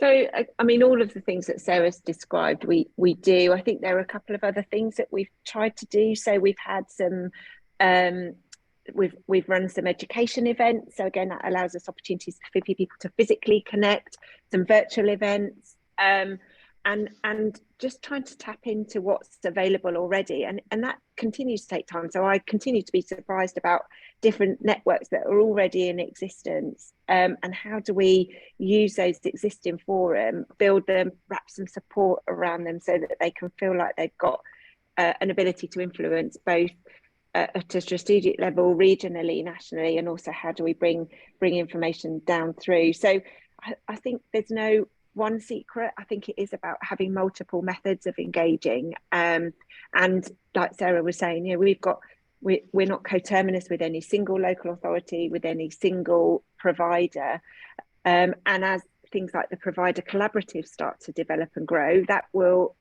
mean that we have to straddle even wider footprints than the traditional ICSs that are currently established. So you know, the more networking opportunities that we can create, I think that gives us more opportunities to connect. Great. And there's also a question here about, you know, sometimes the harsh reality of this is that people have ideas about quality improvements for patients and for staff, and yet they just can't get them through that sort of the layers of management, or they're not blocked necessarily, but you know, everybody's very busy with their work, and people can see these real opportunities and yet, you know, don't get automatically that support from management. What do you say to, what's your advice to people like that? Sarah and then Rachel. So I think, do you actually need to think really carefully? Do you need permission to do quality improvement? Because there are some things you probably don't need permission for. And I think one of the things I liked about loved about those COVID times was the permissiveness of it. And so actually, if we can remember that permissiveness and think about it, also I think there's something around, you know, really demonstrating and showing that something is a good idea. People always think it's going to cost money, don't they? So thinking it around about actually what is the return on any investment, because I don't think as nurses we necessarily think about that. We think about our patients, we think about the quality and that improvement. We don't think about the return on the investment, but most of the quality, and in fact nearly all quality initiatives will have some sort of return on investment. So how do we do that? And so we need to get a bit more savvy with regard to that, and certainly doing this role, that's taught me how to do much more of this. And then I think if it's a really good idea, just be persistent in asking about it, because you know, you've got your patient, we are the patient advocate. Yeah, absolutely. Rachel, do you want to add anything to that from Sarah? No, I mean, I think it's knowing who to go to, and you know, I'm sure everybody on this conference is confident enough to know the doors to knock down, or maybe not, and therefore they need help in being signposted. But we've got that confidence, and as Sarah said before, permission to act. And I think we've all been part of projects where, you know, you've had some investment that's demonstrated improved outcomes, and for whatever reason then there hasn't been the sustainable investment in those programs. And you know, there is a lot of a big move nationally to have a similar process in place wherever we work to try and engender that transformation and change. So everybody knows it's the right thing to do, but it can be really frustrating. But don't be disheartened if you're not getting listened to. Just keep going. Great, that is really helpful advice. Thank you. So you know, as we come to sort of for closing this soon, just a last thing about you personally. So Sarah, what support do you make sure you get for yourself? What keeps you up at night, and what is the support you have in place for yourself?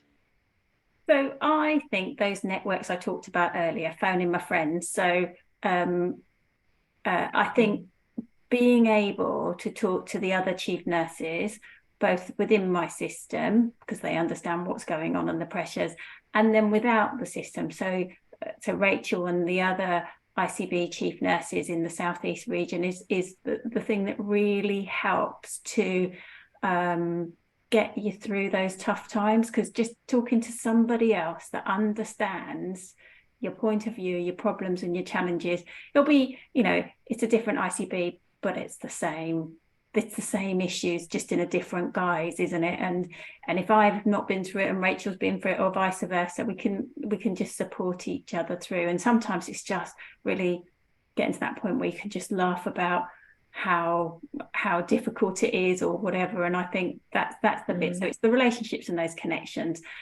And then what keeps me up at night, those real patient safety things. So last December was really challenging, really challenging, and hearing some of those stories around where ambulances couldn't get to patients, and patients had really terrible experiences waiting for an ambulance, and then how you then use that to drive quality improvement, sharing those stories in their most graphic details to the people that can make the difference and things, is how I then can sleep going forwards. Gosh, thank you for some insight into that, Sarah. Rachel, what keeps you up at night, and what do you do to get that support for yourself? So I think that Sarah's referenced the networks, and I remember at a really early age, when I was, you know, just developing my career, that opportunity for networking was really important. And you never know when you need your networks and the people around you. So build your book of contacts and keep them. Care is a small sector. So the networks are really important. And understand what gives you the energy. You know, what is it that's going to top up your energy levels? And for me, I know it is that personal connection with people, being out and being connected in a way that allows me to understand the impact of the decisions that I make. And that's something that has been really important to me throughout my career. So, you know, I know that that's what tops up that's like me charging my electric car in and topping up my energy levels. I think the things that probably keep me awake most at night are the things that I don't know about. So, you know, one of the reasons I love these jobs is because it is the most eclectic mix of loveliness. And every day I am learning new things. But I worry about the things that I don't know about. And because there are so many things that we are having to keep our eye on around quality and safety, I always worry that there are things that I'm still missing, and I know there will be. So they're the things that do keep me awake at night and probably cause me to worry most. But there are many more things that stop that. Wow, thank you both. I mean, just that description of what keeps you both awake at night just demonstrates that sort of a huge expanse and variation that you have of your portfolio of responsibility. I really appreciate that. Thank you both so much. I'm just going to turn to my audience to say you've put some amazing comments in the box. We'll make sure that Rachel and Sarah get to see them all. There's some fantastic links to things and suggestions and ideas about what all sorts of things, so please have a look at that. And both of you, thank you so much for your time. That has been a really insightful look at just your roles, and I think, as you say, the key message for nurses to continue working as in the wider nursing community, to engage and to support everyone. So thank you all very much indeed. Thank you both. Thank you. Bye-bye. Bye. Bye-bye. Thank you so much, Lou. That was a great conversation, and the feedback has been just wild on the chat box. And thank you for picking up all of those questions. That was absolutely brilliant. And that was a great conversation to be had. We got lots of conversations today, and I know Rachel name-checked Karen Bonner, because we're coming back after our break for a conversation with Dame Elizabeth Anionwu and Karen Bonner, who is the chief nurse, where in one of the hospitals, actually an integrated provider, hospital and community, where Rachel is the ICB on her footprint in Buckinghamshire. So that was a nice sort of lead into our next session. So there's the ICB side, and now we're going to have a conversation after lunch on the provider side and the opportunities for integration. But Lou, thank you so much for chairing that so brilliantly, for bringing that conversation absolutely alive. And there's been some lovely connections that have been made in the chat box through what was said. So thank you for that, and thank you too for being such a fantastic QNI fellow and for chairing our ICB Chief Nurse Network. Brilliant, could not do that without you. Thank you, thank you. I am going to just take us into the lunch break now and ask you to please do go back to the lobby while you're having a drink and something to eat. Go and have a look at the exhibitors, their booths, and what they've offered there. So there's more resources there that you can access from ourselves, from the National Garden Scheme, and from Hallam Medical, who are our sponsors yesterday.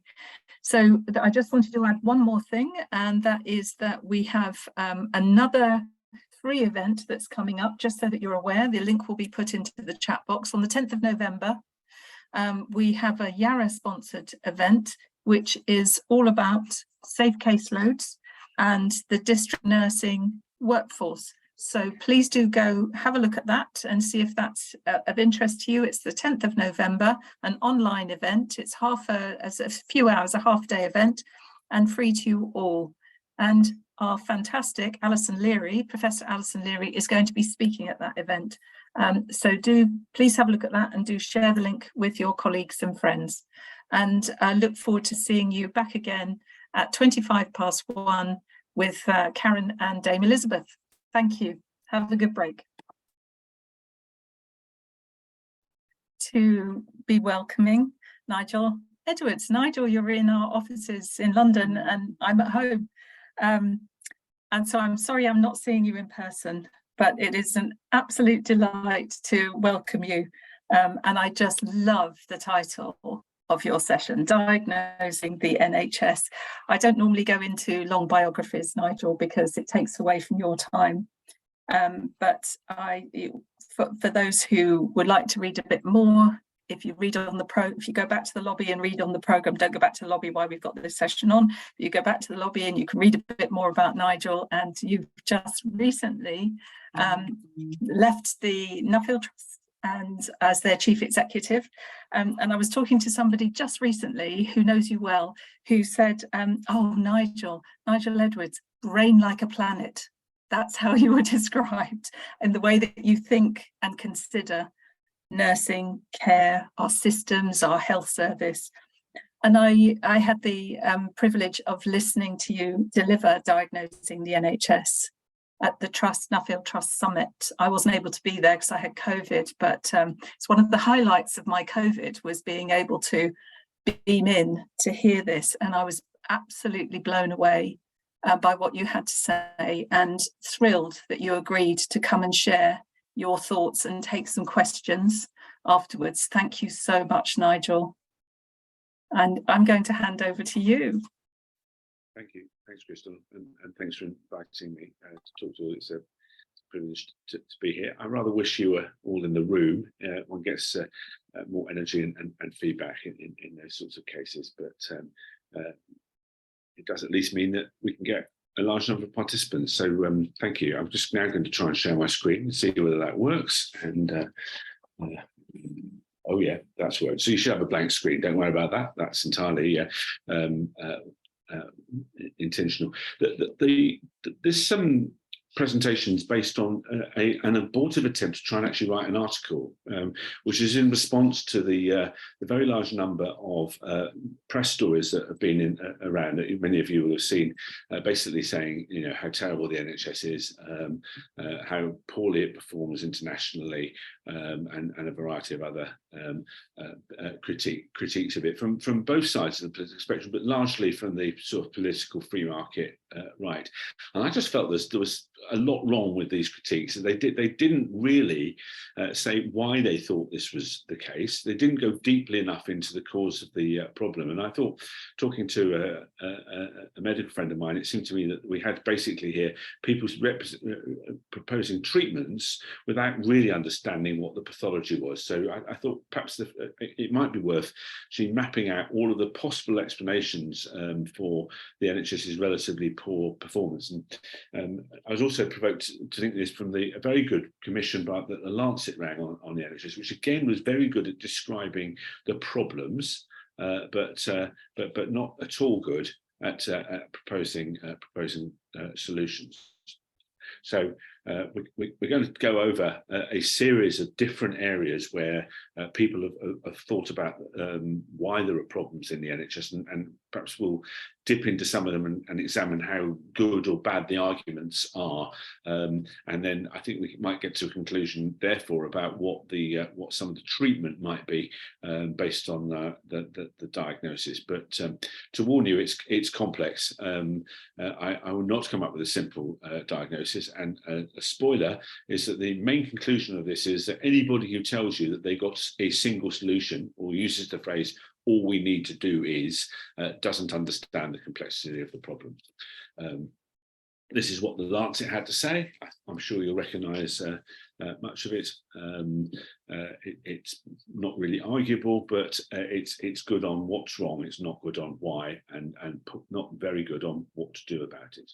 So I'm going to look at a number of different domains. I'm going to start with the sort of the political, because the NHS, since its formation, has been a political entity and is very closely connected to national politics. I'm then going to go and talk about some hypotheses around management and culture in the NHS, and whether or not there's some particular features of that we ought to be worrying about. I'm going to talk about whether there are issues in wider society which are contributing to some of the poor outcomes, particularly those outcomes related to long-term conditions, some of our cancer outcomes, for example. And then there's a set of critiques which says, well, we shouldn't have chosen the NHS as a system. We should have had something else, and therefore we ought to change all of that. So these are the four main domains that I'm going to look at. And the first and most commonly heard thing in the political sphere is, oh, we don't spend enough money. We have low levels of spending. Now, what's happening here? Yeah, here we are. Okay, so you'll probably see figures like this, which say, well, actually, we're a bit, if you ignore the USA, we're a bit above the average for the Organisation of Economic Cooperation and Development, so the OECD, in terms of our percentage expenditure and GDP. If you're really biased, you quote the 2020 figures, which include a lot of COVID spending, and at a point when our GDP had also fallen. So we look like we're spending even more than this just over 10% figure, to nearly 10.9%. That doesn't represent the long-term trend. But the problem with this graph is that it's a percentage of GDP. That's not an amount of money. People say, oh, we're spending 10%. We're spending more than many of our neighbours. Well, we're not spending more than many of our neighbours because actually people haven't noticed that we're a relatively poor country now. So the actual amount we spend, when you adjust for differences in purchasing power, that's what PPP stands for, we actually turns out that we're spending significantly less per head than many of our neighbours in absolute cash terms. So there's how you frame this argument depends on what conclusions would determine the conclusions you draw. But we could be spending more, and we've had these low levels of spending for a while. Where we're a real outlier, though, is actually in our capital spending, and I'll come to that in a minute. But just saying we got lower levels of spending doesn't really help us very much. Why have we got low levels of spending? And I think there's a strong line of argument from critics of the Treasury that the UK's Ministry of Finance, the Treasury, has a very short-term view, is very interested in lowering the tax burden rather than economic growth, and doesn't have any sort of remit for population welfare. which is unusual. Most ministries of finance in other European countries, at least, not in the US, you'll be surprised to hear, do have a strong remit for thinking about that. And the NHS, the Treasury's short-termism leads to some quite odd effects. In particular, it means we haven't resolved the social care problem, because funding social care properly requires some long-term thinking. And if you look at the way that Japan and Germany have dealt with this, they've taken action over a long period of time. We seem almost constitutionally incapable of that. And the other thing that we've done is we won't invest in staff and we don't invest in infrastructure. The absence of any sort of workforce plan, and the fact that the budget for staff training, both CPD and for training new staff, has been regularly raided over the last 15 years to plug holes in the budget, is yet another example of this sort of short-term penny wise, pound foolish approach to the way that we spend money. So if we look at capital investment as a percentage of GDP, and remember from our previous slide that our GDP, of course, is lower per head than many of our neighbours. We're a real outlier. We just have, for the last 10, 15 years, we've just not been spending money on new hospitals, new proper equipment, diagnostic equipment particularly, and and indeed we haven't really built any new hospitals or much else for a significant period of time, and the hospitals are, it appears at the moment, are falling down quicker than we've been able to build them. So a big lot of stuff about short-termism, failure to think about the future and to invest properly. So we've got a bit of a political governance failure going on, I think. I mean, you might have noticed at the moment a whole range of things don't seem to work terribly well in terms of how our politics works. But I think this is actually part of a longer term problem, which is actually related to. Let me just press that. Yeah. Related to some real problems with the way the civil service and government work about big projects and thinking about the future. They're often disconnected from the reality of what happens on the ground. We've seen this in, if you listen to politicians talk about the use of food banks, they're just disconnected from the lives of real people very often. There is a terrible tendency to groupthink. That we're not terribly good at pragmatism and risk assessment. I won't run through all of these, but the issues with the quality of the civil service, the quality of parliamentary scrutiny, and in particular a lack of specialist expertise in the civil service. We could criticise medicine for becoming too specialised and losing generalist skills. Almost the opposite is the case in the civil service, where generalism has been prized and there is a real absence of some important expertise. I recommend that the book, The Blunders of Our Governance, in which this list is based by Anthony King and Ivor Crew, and if you look at it, you'll just recognise what's been happening with HS2 writ large there as well. So we've got some real problems with the way that our government works, and that's partly to do with the nature of politics. The fantastic book by Isabel Hardman, who writes The Spectator, called "Why Do We Get the Wrong Politicians?", which suggests a bit of a fundamental problem with the types of people who go into politics, how they spend their time when they're in politics, and their ability to hold the executive branch to account, because they all want to be ministers. So there's a sort of lack of scrutiny. But I think it also has led to because of some of the political ideology of quite a lot of our politicians and the short-termism I referred to earlier, to also not focus enough on prevention. I must say, I was absolutely amazed at Rishi Sunak's announcement on cigarette and tobacco. It's a very rare example of the type of long-term thinking and a willingness to not give in to the anti-nanny state lobby that particularly have dominated political discourse for quite a long time, really, and has even influenced bits of politicians who might be more willing to take brave choices on prevention. But we've ducked tobacco and minimum pricing on alcohol and a range of other things over time, and it's partly the fact that the politicians are rather afraid of putting their head above the parapet, and because of the very sort of top-down nature of the way that politics is managed, it's very difficult for people to have divergent views, so you have to toe the line. That I think some of this political and governance failure and the nature of our politics washes in to management and culture. The NHS is extraordinarily centralised. There are other NHS systems in the world. You'll sometimes hear right-wing commentators say, well, of course, the NHS is unique. No one else has a system like it. That's complete rubbish. There are quite a few NHS-type systems. All of them, however, are run in a much less centralised and are much more devolved. So the Scandinavian countries are NHS-like, and they tend to be run at a regional or county level. Spain, the system in Spain is actually called the NHS, in Spanish, clearly, SNS, and that's run at the level of 17 autonomous communities, which range from about 10 million people down to about 350,000 people, but all of them having their own departments of health and being responsible for the day-to-day management of their services. A centralised and complex system creates a punitive and upward-facing culture. A fantastic article published about 12 years ago, which if you read it, could be describing the Letby case, in which the researchers found that a disproportionate amount of managerial time and effort went into managing the upward relationships of the hospital with the upper layers of the NHS, and in managing the reputation of the organisation, to the extent that they cancelled the meeting with the researchers to hear the results of the research. They just did not want to hear it. So there is a real issue here, and I think we saw that in the to some extent in the way that the Letby case played out. But you could also think about mid-staffs as another example, where people were so busy facing upwards in terms of either managing reputation in the case of Cheshire, or managing the financial targets that you needed to meet to become a foundation trust in the case of mid-staffs, that people missed the point about what we're actually here for. And the problem is at its most extreme, that the customer of the NHS is the Secretary of State and not the patient.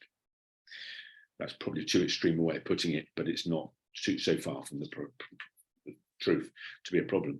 Now, here's an interesting set of hypotheses that relate to this. Why is everyone so anxious? Well, the poor old Secretary of State is basically like a middle manager in a complex system that they don't understand, but for which they're going to be held to account. But I think this speaks to a deeper problem of anxiety in our systems, actually. Thinking back to work by people at Tavistock Institute, in particular, Isabel Menzies, which says that healthcare is unusual, in fact, if not unique, in amongst most other types of sort of activity and services, in the extent to which it produces anxiety in both its producers and consumers. So the anxiety for the consumers is obvious. You may have something really seriously wrong with you, but for the providers, you're also confronted continuously with terrible, wicked problems, intimations of mortality, important rites of passage, and problems which you can't fix, even though there is an expectation that you will be able to do so. I think about my daughter, who's a health visitor in Glasgow, and the issues that she has to deal with, and the resources are available. Why would this system not produce lots of anxiety? You have the opportunity to do good, but limited resources to do it, and you have the potential to do great harm at the same time without meaning to do so. So systems, organisations with high levels of unresolved anxiety, oh, by the way, the managers have got the same anxiety. They're trying to control a system that's really hard to control. It isn't really a traditional hierarchy in which many of the levers they've got don't work. Why would everyone not be anxious? And when you don't resolve that anxiety, you get some pretty strange dysfunctional behaviours, which I'm sure many of you will recognise. So problem one is we have people in the wrong zone in I've forgotten, Amy Edmondson, or is it? Anyway, this research on the idea of building psychological safety into our systems. I had a terrible blackout moment. I cannot remember the name of the professor who's done this fantastic work. But what we've got is too many people in systems where they feel very heavily accountable for the work they're doing, but they have very poor levels of psychological safety, and that causes even further dysfunctional behaviour, where there's an emphasis on avoiding blame or laying blame onto other people, or doing things which mean that you can tell a good story about why you did what you did, rather than, as with my last example, doing what the right thing is and explaining it afterwards. The anxiety problem, I think, is also related to the fact that we don't really have a theory of change. People are focused very much on the now. So I think this actually explains one of the reasons why we had so many reorganisations. The NHS is the most reorganised healthcare system in Europe, if not in the developed world. It's particularly the commissioning bit of the NHS has been reorganised so often that the sort of, if you draw a survival curve of NHS organisations, you find that they are disappearing at the most astonishing rate. They end up with survival curves that look like patients with various types of aggressive cancers. It's terribly disruptive. It leads to a loss of organisational memory, a dislocation.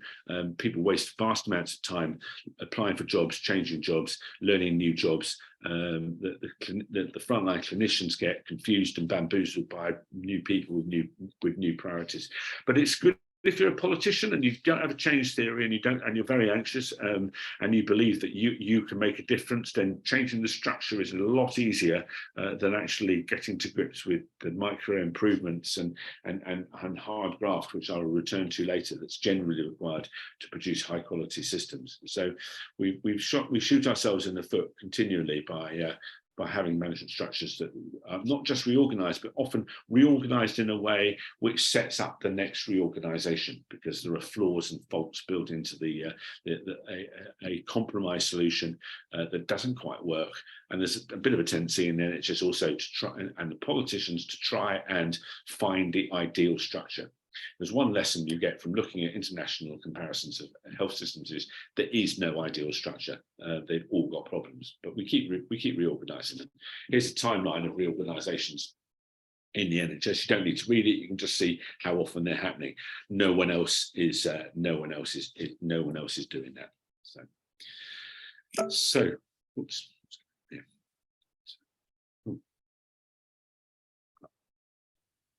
Okay. Seem to have I've clicked the wrong thing. Let's okay, there we go. Bear with me. Having a little bit of rebellion from the software.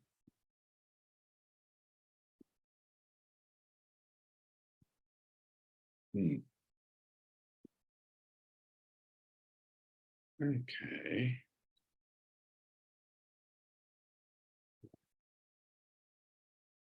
Success. Good, I think. No, not success. Let's move on. Let's try that. Okay, right. Unresolved anxiety produces bad behaviour. I mentioned it earlier.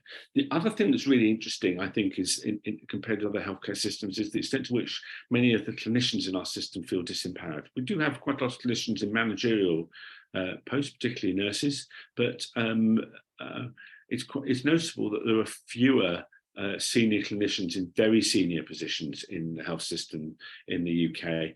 The evidence on this is a little bit questionable. I mean, it's the case in quite a few European countries that you have to be a doctor to be the chief executive of a healthcare organisation.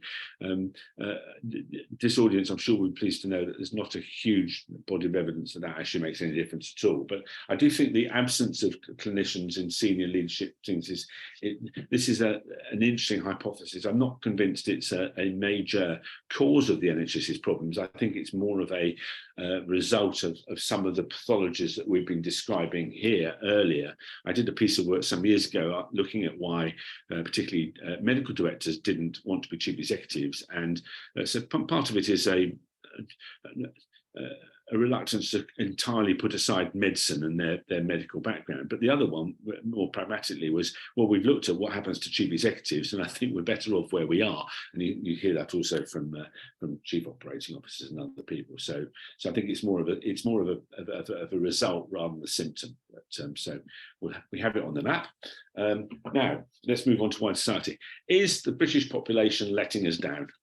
Are the poor results of the NHS because actually, as a country, we don't do very well? Well, look, we do have very high levels of income inequality, and we know that income inequality has a negative impact on health outcomes. It has an impact on educational attainment and therefore on health literacy, and that creates issues with health-seeking behaviour. And there is anecdotal evidence that the British people are less likely to present themselves with symptoms than perhaps some other populations, and therefore we have higher rates of detection of cancer in emergency departments at later stages of disease than perhaps they do in other countries. So there's a little bit of evidence for this, although there's no really good evidence about differential levels of health literacy. The Gini coefficient is a way of measuring how unequal societies are. You can see where we are. We are right way up the end of the distribution. We're better than Chile, Costa Rica, and South Africa, but and slightly less unequal than the USA. But it's interesting, quite a lot of the systems that do better in healthcare are also further down the end of this distribution. So I think high levels of income inequality are one of the drivers of what's going on here, but it's mediated through other features such as, said, educational attainment and the like. So that does seem like an important complex of issues. What about the choices of system that we've made? Well, one of the things that you'll hear from a lot of sort of people on the sort of economically liberal end of this argument is we haven't got enough provider competition. The evidence that provider competition it makes a huge difference to some of the outcomes that we're most interested in, like cancer outcomes and outcomes for some long-term conditions. It is not very convincing, frankly. It's pretty good if your problem is you want a highly responsive elective surgery, for instance, or highly responsive diagnostic services. Provider competition definitely works pretty well there and will drive both efficiency and responsiveness to people. But it's not the evidence that it has a big impact on emergency services is pretty poor, to be honest. The big issue, of course, though, is that we have very low levels of capacity in terms of numbers of beds and hospitals that we've got. So if you wanted competition, we would have a problem. We don't actually have enough.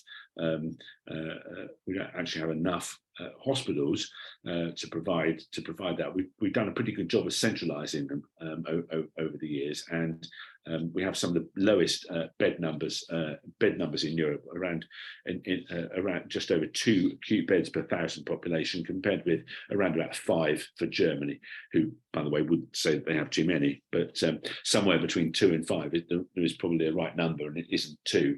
It certainly isn't 2 if you don't, and we'll come back to this later, if you don't invest in long-term care, social care and community services. You can certainly run, Sweden and the Netherlands run at just over 2 beds per 1,000 population, but they have very notably different home care, community nursing, social care sectors than we do. The other thing you'll hear is, well, we should have chosen social insurance.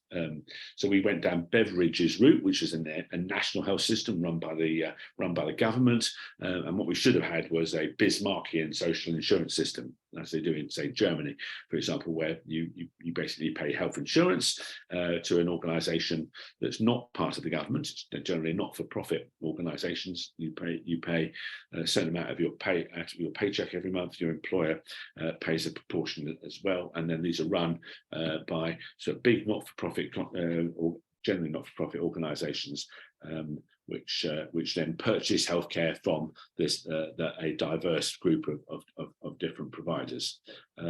Now, they would also say that Beveridge systems don't have a payer competition, although some Bismarck systems don't either, to be honest, and they have a weak stakeholder. The Beveridge systems have a weak stakeholder voice, which is definitely true. So I think I'm unconvinced that competing payers really has made much difference if you look at the Dutch evidence, but I do think the absence of a strong stakeholder voice in the way that we let the politicians be the stakeholders, and so the patient voice and community voices are not not properly heard in the way that they would be in the systems in these social insurance countries, which have a very high level of engagement and involvement of civic society. They take forever to make decisions, but the decisions they make generally are pretty high quality. There's more checks and balances to make sure that the patient voice is heard, but it's not powerful enough. It will only explain some of the problems that we're trying to explain here, but it's not insignificant. The big advantage of beverage systems is Bismarck systems is they keep the Ministry of Finance out of the business of running the healthcare system. So because the money goes into a social insurance fund, even though quite a lot of the social insurance funds are paid for by the government from taxes, the Ministry of Finance is not involved in the detail of how the system is run in the way that they are in our system, where they are forever insisting on conditions of how this money is spent, asking for vast amounts of information put into Excel spreadsheets and sent to who knows who to do goodness knows what. The Ministry of Finance is there at a strategic level. It is not there at a level of detail in the way that they are. Now, so this is the one bit of the we should have had social insurance argument I think is convincing.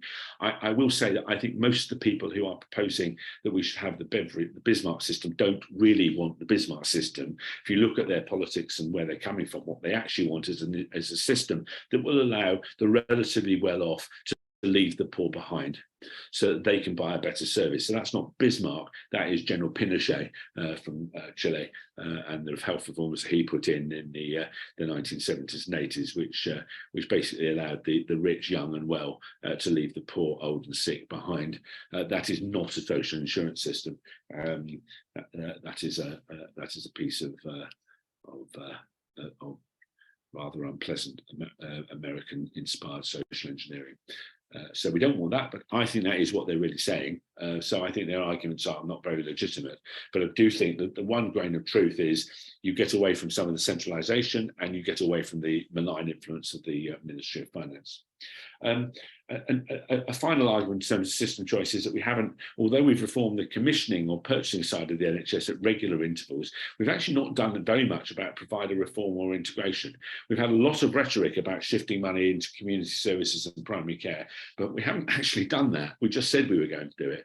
And we have not focused nearly enough on out-of-hospital care, the social care problem that we haven't fixed, thinking about interventions to improve secondary and primary prevention services and providing better alternatives to care that don't require institutional care and hospitalisation.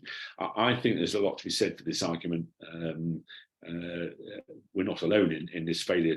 Hospitals are very politically attractive things, and if your system is very politically driven, then hospitals will tend to be very influential in capturing that resource. So I think there's some truth to that. So look, we've got a whole map of different things going on here. Some of them are interrelated to each other. Some of them are probably right. Some of them are not really causes, but are actually in themselves effects of other deeper causes.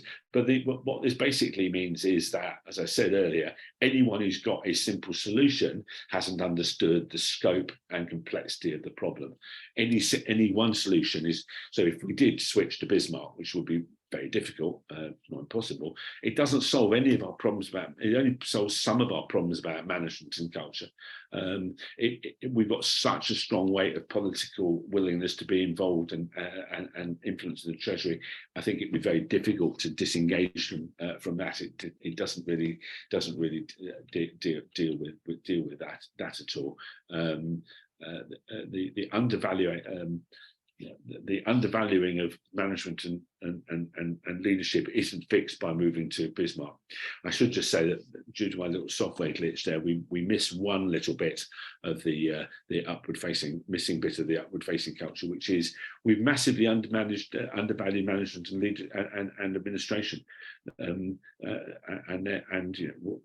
One consequence of this is we have clinicians doing far too much administration because and very poor administrative systems supporting them. Which creates inefficiency, which leads to some of our issues with staffing as well, of course, because it's very, very very frustrating. So what does this all mean? Apart from the fact I seem to have again messed up my, here we are. Yeah, so bear with me. I'm just trying to recapture where we were. Right. I brought through one more slide, but it doesn't matter because I know what it was going to say. So look, simple solutions will not cause problems.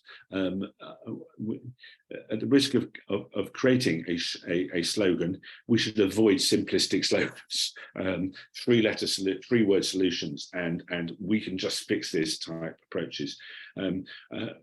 We almost certainly should avoid ideas which say, oh, we need to completely re-engineer and redesign the system, or we need to go and adopt a system from another country. The sad truth here is that much of what we need to do is about a shift in long-term investment between hospital services and primary and community care services. It means fixing the social care system. It means getting a deal between the politicians and the NHS, which to some extent limits some of their engagement and involvement with it. But an awful lot of it, and the things that we can do, probably is about relatively boring but important improvements in how staff are managed, how we do appraisal, how we look after the staff, how we improving the administrative and IT systems that people use to make their experience of both using the NHS as a patient and of working in it as a member of staff something that isn't massively frustrating. Does address some of the underlying determinants of poor health, and just remembers that all of that is really hard, takes a lot of time, and is not amenable to the type of simple solution so popular with politicians. So with that slightly depressing note, maybe, the map is complete, but people might have other things that they think are missing from it that they'd like to put on it, or questions about that weren't clear, or ideas about solutions. Crystal, so back to you. I'll quickly have a slurp of tea, if I may. Of course, that was brilliant, and might I say even more brilliant second time around, because there's so much in there for us to absorb. What really resonated with me when you said it, I'm hearing that for the second time, was those levels of anxiety really resonate. So you described it as anxiety in the customers and anxiety in the providers of that service. And I think that really resonated with our participants here today. There's lots and lots of comments. It explains a lot, doesn't it? Go to work and you're anxious, you can't do a good job, you're anxious, you don't have enough staff, and the patients you're caring for are anxious too about their own health conditions, and maybe anxious that they can't get the care that they needed. So I wasn't asking you a question about that, it was just a comment, and it's just that you'll see in the chat box that brilliant feedback describing the complexity that we're dealing with. And you've been thinking, working, researching this sector, the whole health and care sector, for a very long time, and looking at other services. And so in the Q&A, we've got some questions, and I've also been sent some direct questions. Can I ask one of those direct questions? Why do you think it is that hospitals are more influential in the whole system than our community providers? You've got a lot of community providers here today. Yes, and I think this is not unique. I was in Iceland earlier this week, and exactly the same problem there as well. Hospitals are visible. You know, you can open a hospital, you can announce it being built. You can't. It's at a very basic level. I was talking to someone in. Oh gosh, where was it? I think Georgia, where there was an option for the minister to go and open a new liver surgery unit, or to go and make an announcement about the development of community teams to support primary care. Where do you think the minister decided to go? There was something about the political. Hospitals also are sort of big, expensive. They look more homogenous. Actually, they are, of course, really just a collection of different workshops occupying the same building. But I think community services suffer from the fact that, well, while people think they know what a hospital is, they don't really know what community services are. They're quite as you all know, they're quite heterogeneous. They're quite hard to explain. I'm afraid to say, I think it is just, to some extent, it's a sort of comparative, how comparatively glamorous some of these services are. The hospitals also traditionally have often got sort of roots into politicians because of their size as employers and sort of visibility in the local economy. There's not much we can do to change that. So I think there is more to do to make the argument that community services are part of the strategy for unlocking the problem we're in. One of the things that we do, Nigel, you're probably aware of this, is that we offer the opportunity for politicians and senior policymakers, senior civil servants, to go out and shadow a nurse, one of our Queen's nurses, for the day, and that does seem to make a difference. Work as done rather than work as imagined. Yes. Whether that filters through into policy, though, because there's a lot of work to be done between seeing it, understanding it, and then making the changes that are needed. Yes, I mean, it's not helped by the fact that almost all of the main targets that the NHS is required to meet relate to hospital care. Yeah. But I've also learned over the years, which is we've probably got enough targets, and actually putting in targets without changing the overall sort of culture and objectives of the organisation won't make any difference anyway. So there's a deeper set of things to work on. But yes, influencing people one at a time probably definitely helps. But yeah, we need more of that sort of thing, I think. We do, and I always encourage, it's not just us that can help and facilitate that. It's every. There's a lot of senior nurses here on the call today. There's a lot of nurses who can contact their local policy influencer, whether it's a mayor or an MP, to get them to come and see what they do to properly understand community services in its broadest sense. And so we will continue to do that, and we have seen and the impact, actually, and with Wes Streeting came out and shadowed a district nurse for the day, and he also saw all of the nursing services within a health centre. So there were community matrons, there were general practice nurses, there were healthcare support workers. He met with all of them, and he went out into people's homes, and then with the data and evidence, because he also asked for the QNI to provide the data and evidence, there was then the announcement, this was last year at the Labour Party conference, about their draft manifesto, what they would do for community. And community was absolutely name-checked with all the evidence that we're given. So I think if you get the right people and you can start to chip away at this. But that's sorry, that's a comment, and I want to get to the question. Sorry, Nigel.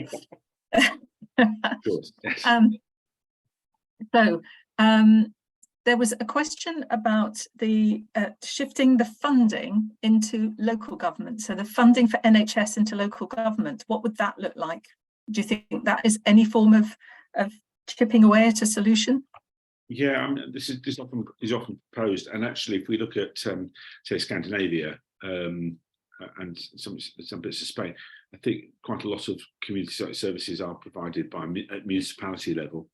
And I'm not sure it's a magic answer. It might give those services a little bit more voice and power.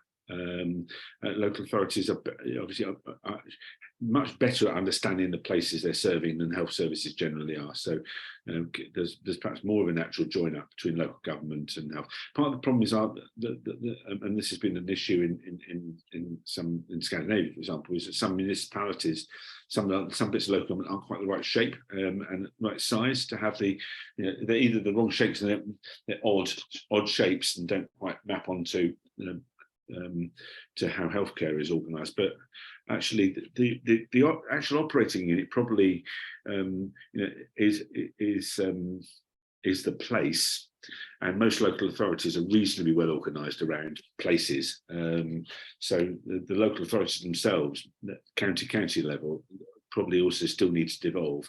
So there is a bit of an argument for that. It's just, I'm slightly reluctant to adopt it because it's another structural solution, but it could remove, it would allow a bit of ring fencing of funding, and it would allow perhaps a closer understanding of how to fit services to. The other sort of lesson of this is actually a lot of these services need much closer alignment to PCNs.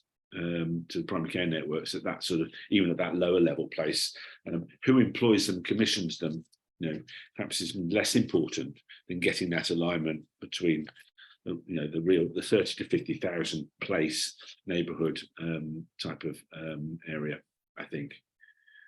So, but it works. Brilliant, thank you. Thoughts on, there's a question here from Diane Ferran. What are your thoughts on the IT systems within the NHS?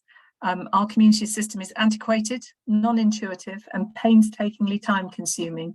What are your thoughts about reducing tendering in this field and concentrating on market leaders and innovation? Yeah, all of those sound like a good idea to me. Yeah, it's just a bit of a mystery why some of these IT systems. I mean, again, we don't seem to. We're not entirely unique with having bad systems. I mean, I think partly is because while the NHS is massively over-centralised on quite a few things, it doesn't centralise. It could do more if it actually acted more centrally in some of these areas. For example, why has it taken so long to get EMIS and System 1 to open their systems to other people to extract data from? I mean, we have a centralized system. You could just tell them to do it, and then we let everyone else develop their own systems locally, some of which are really good, many of which aren't. So I think, yeah, I mean, the poor information systems are. One of my colleagues at Nuffield Trust was very interested in this question about high levels of professional burnout, and there's some quite interesting data from the US about the impact that poorly designed information systems have on people's experience at work, and while it may not absolutely drive them from working in the sector, it can be close to the last straw.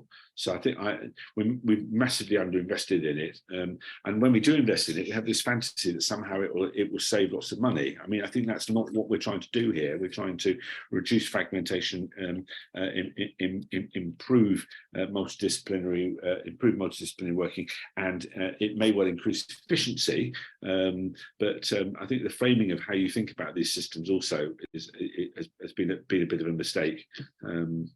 But why it keeps going wrong is a really interesting question, to which I think we've only got a few clues. Thank you. Thank you. It really resonates with our work at the QNI around this as well. And nurses actually saying to us in some of the research that we've done, it was the straw that broke the camel's back. Can't deal with this IT. I'm going to move somewhere else where I can get it can support my work rather than interfere with my work. Really interesting. Next question is from Mickey Wardell about the development of ICBs and thinking about whether this is going to work.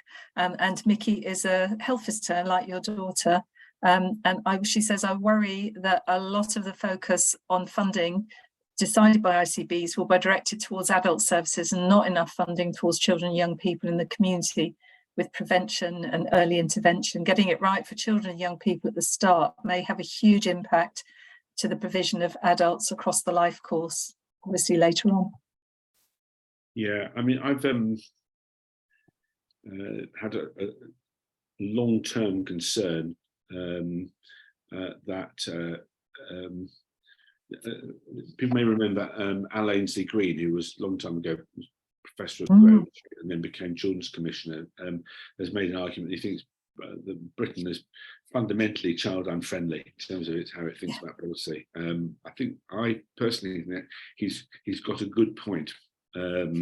It's only recently that the long-term plan has got children and young people in it, but it nearly didn't. I would claim some very small credit. We published something on the international comparisons on poor outcomes in children and young people, done by a fantastic public health doctor, which PHE wouldn't publish, but we did, which is unusual. We don't normally publish other people's work. And it happened to catch Simon Stevens' eye, and he told me, who knows whether he said the truth, but he told me he put something in the long-term that helped him convince other people have been lobbying him, but that story was the thing that got him to think about that. Well, gosh, you know, I mean, it shouldn't take that for people to be aware that there's a problem. So I think there is a real problem. I can't comment on whether, I mean, ICBs are so different, and their approaches seem to be quite different, that they are locked into this central performance management system, which is very interested in a quite narrow set of things. The ones I've been dealing with have been pretty good at understanding the importance of investing in children and young people. The risk for them all is that this gets crowded out by how many other things that they've got to do. But I wouldn't take it for granted that these arguments are A, understood, and B, that they will succeed without you getting involved in making sure that the ICBs are thinking about this. And there are quite a lot of, now the local governments are a bit more involved than they were in the past. I mean, there's still more that these ICBs can do to get local government involved properly, I think. But there is a better opportunity to perhaps avoid that problem. Local influencing and talking to the decision makers is something that you might all want to be thinking about to avoid that problem.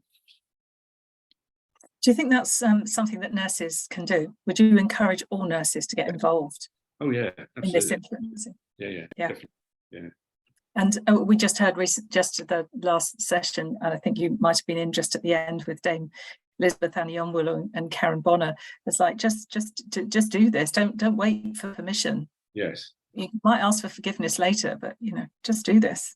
Yes, I remember being a junior manager at the Central Middlesex Hospital, working in a building right next to Elizabeth and her sickle cell service, and I've never met a more effective influencer. So there's probably quite a lot to learn. Yes, or there are lots to learn from Elizabeth. If you saw her coming, you did sometimes think, "Oh, I wonder if I could." Perhaps I should what am I going to be asked? Yeah. Change direction quickly in case, yeah. But yeah.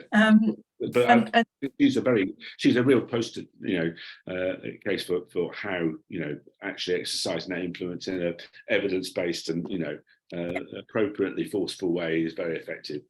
So yeah. Thank you. From Graham Poulter, do you think the NHS is its own worst enemy? I.e. saying we're open 24 hours a day, 365 days a week, and that we can fix everything. The shop front's large, but the back room just can't cope. This is clear in mental health, especially. I suppose this is something about a conversation with the citizens about what we can and can't do. Yeah, well, I mean, it's not its own worst enemy, because there's a whole bunch of people on the very far right of politics who are definitely more of an enemy than the others. But I take the point. Look, I mean, there is the difficulty that we have is that unlike quite a lot of the health systems, there isn't any sort of explicit statement of what the NHS does and doesn't do, and it has tried to meet every need. And there is a slight problem, is that quite a few of the things that we've done to try and meet some needs have actually increased. So, for example, I suspect quite a lot of walk-in centres and urgent treatment centres have created demand of their own for people who would actually have been either shopping around for second opinions, there's quite a bit of that, or would actually probably be okay to just, well, I'll wait and see what happens. And but now there's the more you open the front door, what economists call supply-induced demand, but actually a more friendly description is the field of dreams. If you build it, they will come. Problem. You know, in the same way that if you put an extra lane on the motorway, within 3 weeks it's as congested as it was before you did that. So there is a real problem with that. There's just no appetite, however, for dealing with that. But I think we could, you know, we are going to have to do a lot more to help people manage their own care, self-treat where they can, but we have no mechanism for turning people away effectively, and there's no appetite for doing it. Other countries do, and I've worked with some of those, and it's a bit brutal.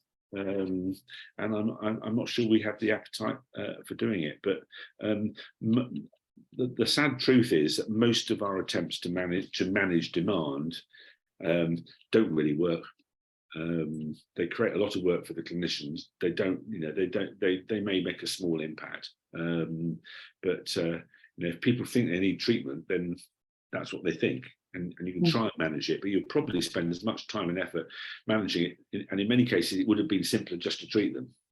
Yeah. Thank you for that. I think this will be our last question, Nigel. This is from Helen Hurst. The NHS is a complex run business, and you've brilliantly articulated all of those challenges. What is the first thing you would change to start to simplify NHS healthcare? It's a really good question, and I haven't got it on my map, but it's sort of implied in that the complexity of the system is truly mind-boggling. I mean, it's always quite fun if you've got a group of senior people from an area to say, so imagine that you had to navigate your elderly relative through your own system. Do you think you'd be able to do it? And very few people put their hand up. Those who do are then asked to explain how their system works, which discourages the others. It is massively complex. I mean, I think that the trick probably is to try, to some extent, Claire Fuller's vision of teams built around neighbourhoods. So you actually get a size of operating unit where people know each other. I mean, there is a slight problem of wanting to put everybody into that team, but there are some specialist nursing functions, for example, where actually those may need to operate as a bigger population. So you need to be clear about who is in the team and what does it mean to be in a team. What's the obligation? So Michael West has written very well on what's called pseudo teams. It's people who think they're in a team, but actually, in the words of I can't remember who said this, a bunch of people practicing together alone. So you actually do need to be in a team, and the rules for being in a team. But and although the science behind the Dunbar number is sometimes a bit questionable, the idea that there is actually a limit to how many people can you sustain meaningful relationships with, and so getting things on a human scale where people know each other, where and you can use trust, mutual trust and accommodation rather than contracts and other formal instruments which are a substitute for relationships and trust. So building that sort of, I think that to some extent that vision of basing it on natural communities, groups of people who work together. The other bit of simplification, I think, I'm very, very taken with Alison Leary's arguments about the risks of breaking everything up into tasks. I think you probably had Jos de Blok from Buurtzorg come to talk to you at some point. It never worked in the NHS because we're just so hierarchical that the idea that I don't think we'd ever. But the underlying principle there that actually, rather than making everyone work at the top of their license, you focus on solving the problem of the patient. Does actually seem like and then based on high levels of trust, a human scale of operation, and a close integration between social care, frontline mental health services and other community services based around those sorts of units, and then pulling in your nurse specialists on more complex things into that team as and when, and indeed geriatricians, paediatricians and others as and when you need them, probably would be the first bit of simplification, is get this on a human scale and focus on how do people relate to each other.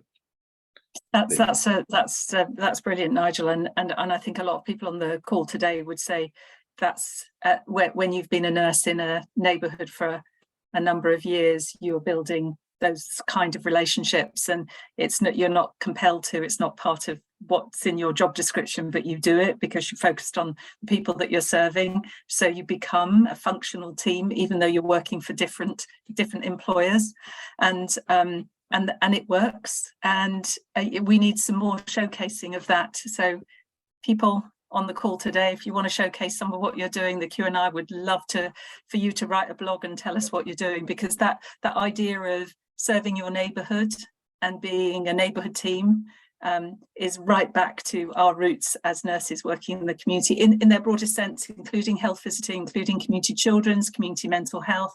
And it takes me back to when, some time ago, which I won't give you the dates, when in the clinic that I was working in, it was a clinic, it wasn't a health centre. We had the midwife calling in every day, it wasn't her office. I was a health visitor, we had school nurses, we had district nurses, we had the community mental health team there as well. And we had GPs in the local area that we could call on, and a really good relationship with our social care and our voluntary organisations in that neighbourhood. And you built relationships. Nobody compelled you to do it. It was part of what you did in your training and in your putting the community right at the centre. And if the systems would allow us to get back to that, maybe that would be supportive. It would certainly help. Sure. It was meant to be you doing most of that talking, so sorry about that. It's just that we hear about these amazing models and you think, but it's actually happening here. Could we not expand on the amazing models that we've got going on here in the UK? But we often look outside, which is good. So I'm not saying we shouldn't look outside and internationally, but sometimes it's that shiny and new thing. Let's find something shiny and new that we can put our efforts and money into, instead of strengthening what we already have. Well, that's why I said that the solutions are a bit, to some extent, what you gain from my mapper is the hard, quite a lot of the work is quite hard. It may not be that exciting, Yes. But it is much more likely to work. Yeah. Nigel, it's been absolutely brilliant to have you here today. And there's more than about 220 delegates here who've just heard and had the privilege of hearing your wisdom built up in all the years of your experience in working with systems, researching systems, going internationally to look at other systems in health and in care and in the voluntary sector. It's just been absolutely brilliant to have you as part of the conference. Please do keep in touch with us. Now you know where we are because you're in our office. I'm in your office. Thank you very much, Crystal. Come and visit often. We want to hear more from you. Thank you. Thanks very much. Bye-bye. Bye. Thank you so much. Bye. That was just brilliant to hear from Nigel, and we're coming to the very last session of the day, which I'm delighted to be handing over actually to our chair, Professor John Unsworth, our chair of QNI Council. And we're going to welcome, if we can go to the next slide, we're going to welcome our very good friend to the QNI, Stephen McGann. Lovely to see you again, Steve. Hello, can you hear me? Yes, we can. Oh, there I am. Lovely to see you again, Crystal. Good. It's just a joy that you're here with us, and a joy to welcome Heidi. Heidi Thomas, how lovely to meet you. Thank you, Crystal. It's lovely to join you. And I'm going to be handing over to our chair, John Unsworth, who's going to introduce you. And because he is a much better interviewer than I am. Oh. So he has all the skills. No, seriously, we have experience.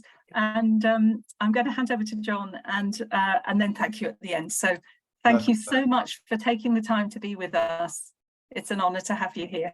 It's our pleasure. Hello, John. Hello, John. Hi, Heidi. Hi, Stephen. Lovely to see you both. So just by way of introduction, Call the Midwife, as people will be aware, is a multi-award winning, hugely popular drama about to enter its 13th season with a Christmas special in 2023, which we're looking forward to. The series is being sold to more than 240 territories worldwide and is watched by between 8 to 10 million people in the UK. The 2022 Christmas special was the second most watched TV programme at Christmas, behind the King's first ever speech message to the nation. So there's no shame in being second to the King's first ever message to the nation. I think for me, traditionally, Sunday evening British period drama has been focused on very much on family viewing, predominantly set in Yorkshire. And Call the Midwife has really challenged that traditional TV slot through its focus not only on the East End of London, but focusing on many hard-hitting topics, as well as being family entertainment. It's highlighted racism, domestic violence, female genital mutilation, deprivation, reproductive issues, abortion, gay rights, amongst many, many other topics. So I'm delighted to be joined by Heidi Thomas, OBE, the show's creator and writer, as well as being an executive producer. And Stephen McGann, who's a distinguished actor and author and known to many people at the QNI because he's attended our awards ceremonies, given out awards. People have been telling us about their photographs with Stephen McGann, including some of the staff, when you've given them their Queen's Nurse badges and certificates. And Stephen plays Dr. Turner, Poplar's local GP in the show. So I've got some questions. Feel free just to come in. I have to say I'm no Michael Parkinson, even though Crystal bigged me up. But Heidi, turning to you firstly, the Royal Television Society described Call the Midwife as a social history that delivers. What do you think are the secrets to the series' continued success? Oh, do you know, it's I think one of the secrets to our success, our continued success, is that we never assume we've got years and years more to run. From the very beginning, we've always hoped that each series would speak for itself and be good enough to warrant another. So we didn't breeze in thinking, oh, this will run for 13, 14, 15 years. And I do think that it was completely serendipitous. The very first series, which was based on Jennifer Worth's memoirs, the memoirs of a retired midwife, was set in 1957. Very quickly, we established a model whereby we did a Christmas special every year. So that naturally means a year passes in each series. And why I say serendipitous? If you start telling a story in 1957 and you're still telling it in 1969, it's the most exciting decade, I think, in social history of the 20th century. There is medical advancement, there is advancement in the position of women, there is advancement in the condition of the working classes, whilst women and medicine and the working classes are still grappling with the problems they've always dealt with, such as prejudice, ignorance and disease. So it's just a very dynamic decade upon which we've largely been focused. And I think that is the engine that keeps us going. I think there's something about the underlying theme too, which it was just Nigel and Crystal's conversation I was listening in on. And it ended on the discussion of going back. Somebody actually said in the chat about the good old days, you know, back to the old days of neighborhood, serving your neighborhood was mentioned. It's also a wonderful program which is able to go down to a core idea of what do we mean by community? What do we mean by people literally laying hands on other people and caring for them? And during this decade, Heidi talks about it, it's such immense social change. And of course, also the rise of the concept of nursing community, the idea of going out to people. We've been able to bring this to Sunday night audiences and ask a more general question. Regardless of what year we're in, this happened not so long ago. These people would do this thing. And if you want for something, if you feel something about community, what should we be now? Who do we really want to be? And I think that helps sustain it year in, year out, because people respond very emotionally to that. It makes people ask themselves what it means to be together going through life and what we should do for each other and with each other rather than alone. And there's that wonderful conversation just previously about people working together but actually being alone. And so we are pushing those things within the context of a certain place and time, but which is within living memory for so many, not all the people who watch, but for a good few of them who watch, and giving them a perspective, not simply from something distant and unattainable, but maybe giving them the roots of how we got to here. And yes, maybe, you know, have we lost something along the way? Have we not gone far enough in other things? I think that's the thing that sustains the audience. Yeah, I think in many parts of the country, we've lost that sense of community, you know, living in the same street as your family or in the same village, same town. And so that family support angle is an interesting angle. I'm also struck by how far we've come. So Heidi, it was interesting you talked about 1969 being almost that starting point of major medical advance. But to the extent of which some things haven't changed. So we've still got people dying in damp houses, Absolutely, in infested living conditions, which are impacting on their health. To what extent are you and the rest of the cast aware that some of the things that you're actually talking about are still live issues now in 2023?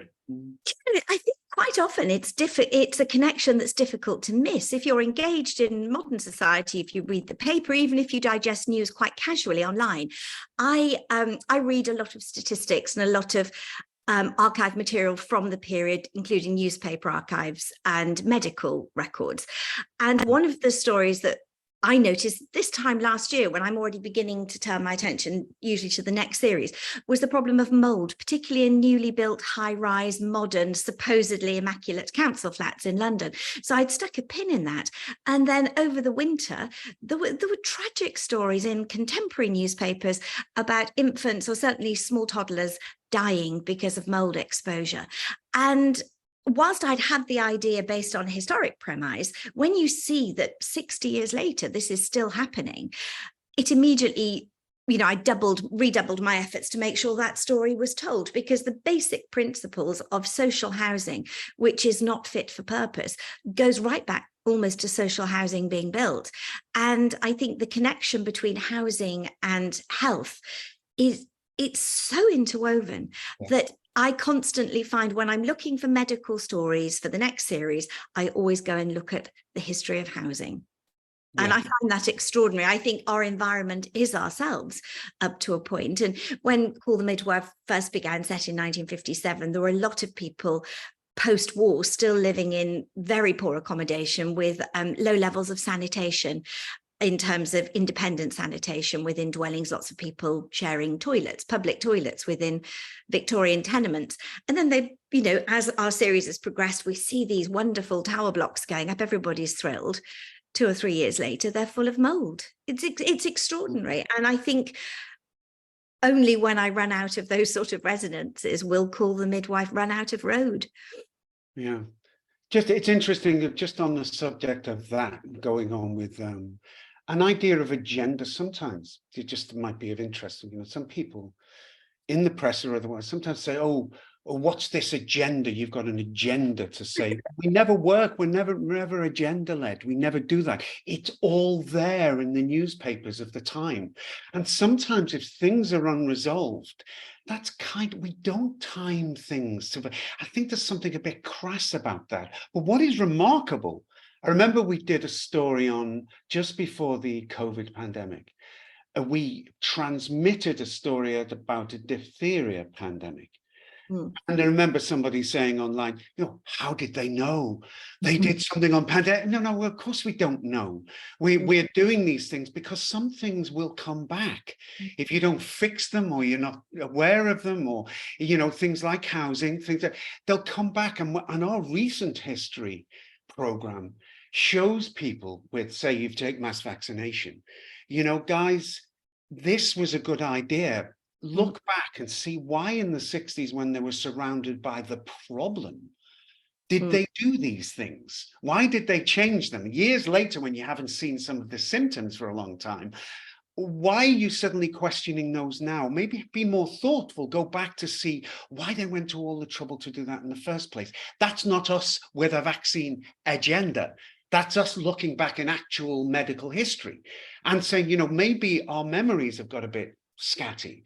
Maybe we just need to go back to the not very distant past and see how we got to here, why people are so excited now to make sure everybody gets the measles vaccination. And these are the things we're often accused of a clairvoyance level of foresight. No, we don't do that. We just have things which sadly sometimes still relevant today.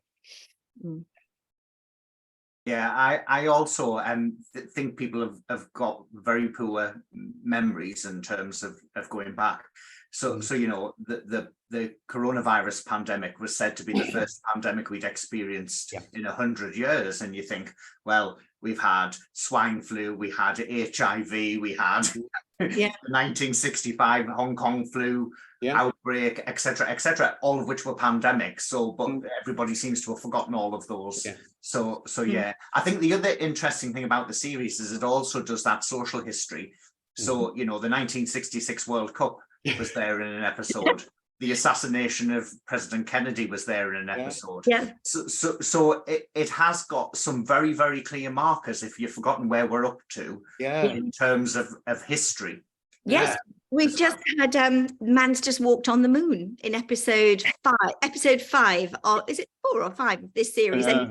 But it was very touching because I was born in 1962, so I can remember man landing on the moon. And this sort of what I remember is the interminable wait for them to come out of the rocket, out of the capsule, and going back and sort of reconnecting with the facts of the situation. I realized it actually took about 6 hours for them to appear. So we've got a lovely scene with Dr. Turner and his children waiting for man to walk on the moon, which doesn't happen immediately. And Steve had the pleasure on set of being with the children who play his children, who are the age now that he was then, and you had to explain to little Ned, didn't you, what had happened?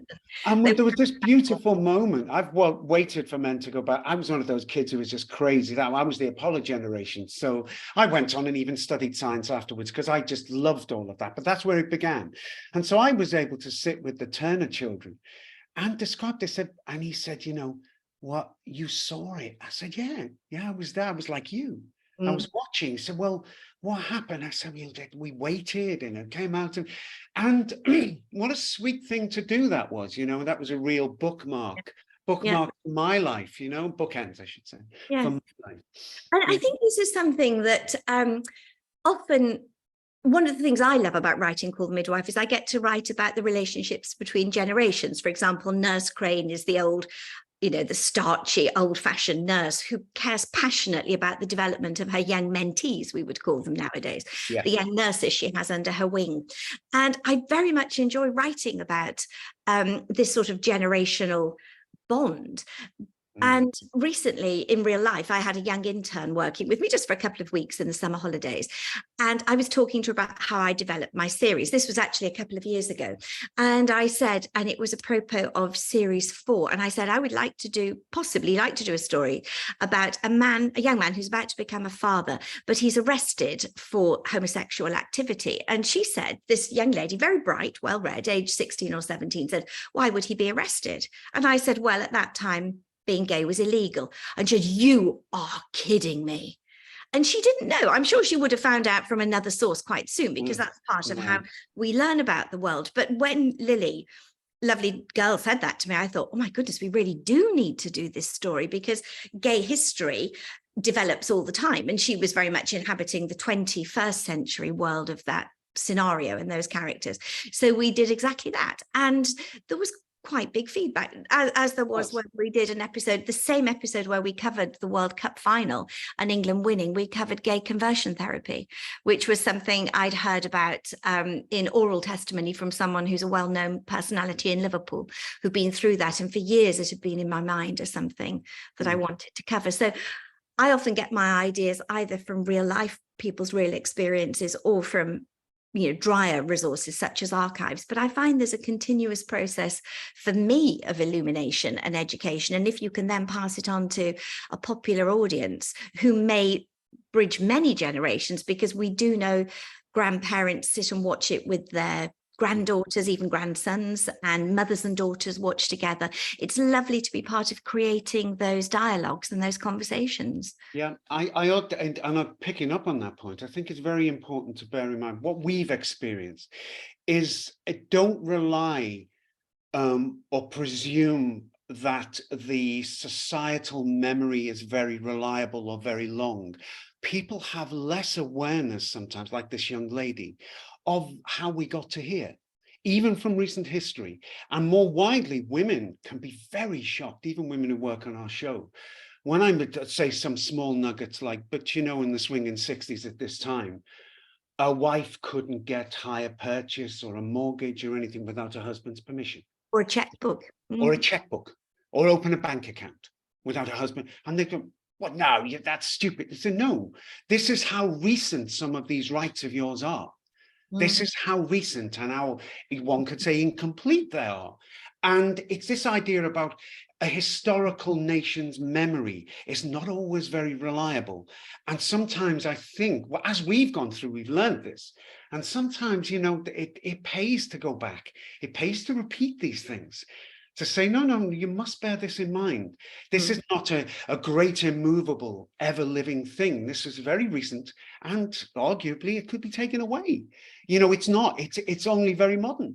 This idea, many different social... And conversely, it keeps us on our toes in terms of, well, things like we will get letters from people who are absolutely passionate about the design of crockery. You know, woe betide you use a Royal Doulton design that didn't come out until 1971. You'd be absolute toast. And I love that. You know, our art department are brilliant, but we do, and sometimes you get people writing in and questioning you and saying, oh, would that really have happened then?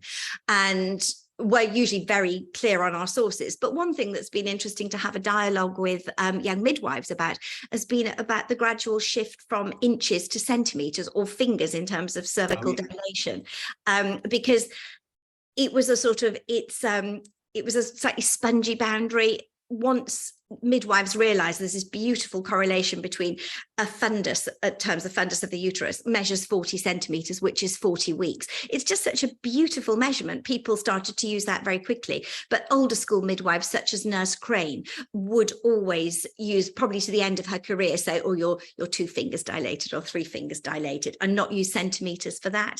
So it is lovely when people write in and say, oh, I remember doing this, or are you sure you've timed that correctly? But we have good advisors. We almost never get anything wrong. But we don't take that for granted. It keeps us on our toes. Yes, it does. And even the advisors, sometimes if you have modern, say, midwifery advice, that does, of course, it sounds obvious, but it's surprising how often it can come up where some of the wonderful practice a modern day nurse, medic or midwife will do was simply not the way they did it back then. So you have to have that historical knowledge as well. And sometimes you're showing things without the benefit of feather knowledge. Things like ultrascans aren't here yet. There are things they can't see. There are things they don't do. There are different ways they do them. And we don't put hats on newborns. That's the thing. Sometimes people will go on Twitter and say, why don't they put hats on the newborns? And that did not come in as a sort of a practice until far, far later than we're said. A baby would only have a knitted hat on if it was in its pram outside a shop. Because that's the other thing people don't like is prams outside shops. They go crazy. I was outside a shop probably most of my childhood. And when I say to young people, oh, it was outside, they're horrified, absolutely horrified. You know, that people did that. Yeah, that's sort of social history for you. And it's social history is so connected with the way we bring up our families and birth our children. They're completely indivisible from one another, I think. Yeah, it's fascinating, the complexity of what you have to consider and cope with. And as a nation, we haven't really moved away from imperial measurement anyway, have we? I haven't. So imperial. they were talking about that on the Today programme this morning in terms of whether it's imperial or metric. So I don't know many people who get 150 grams of ham, for example, or whether you get a quarter. But you know, when a teenager's shooting up, people say we'll make 6 foot. Nobody ever says you'll make 1.82 meters, do they? It just doesn't work. There we are. In Series 7, you looked at the migration of workers from the Caribbean to support public services, the Empire Windrush generation. And I think a lot of people were touched by Lucille and Cyril's experiences of racism. And you've dealt with racism a couple of times. There was also, I think, was it a Bangladeshi woman who was giving birth, and another family said she's queue jumping and you really need we need to take precedence over that. Given the current rhetoric around immigration and our reliance on internationally educated nurses, how important is it to show that kind of experience people had when they'd come to help? It's a very interesting question, because in real life, my understanding with nurses that we've spoken to from that generation is racism was constant, but the drama can't constantly be about that. So obviously we show the positive interactions that those nurses also had. And I think what's very interesting and delicate for me as a dramatist is I have a responsibility to show life as it was. This affects other things as well as the depiction of racism. I have a responsibility to show racism without creating dramatic material which is in itself inherently racist. There's words I would dream of using on screen. And again, the same is true when we have characters coping with disabilities or other impairments. And so it's a very delicate mix, because I want to treat that generation with the profound respect and gratitude that they deserve. And one of the ways of doing that is not to address directly the racism they experience, but to show directly and indirectly the absolute value of their work, how they could connect with patients, how they were young women with a lot of energy who often went straight into urban environments from intense and high quality training. By the same token, we have mentioned that some women, I'm talking specifically about nurses, came from the Caribbean or other, in some cases, other Commonwealth countries, believing they were receiving an SRN training and they were receiving an SEN training, which meant their opportunities for advancement were limited within the framework of the NHS. So we have mentioned that. Lucille was an SRN, and we introduced a new student midwife called Joyce, who's from Trinidad in the next series, and we see her completing her training. And she is a very different character to Lucille. She has a greater innate self-confidence, I think, but we still look at the experience that she has as someone who is perhaps not made to feel as welcome or as integral to the system as she should have been. It wouldn't be, I would lack integrity if I didn't try and depict that in drama.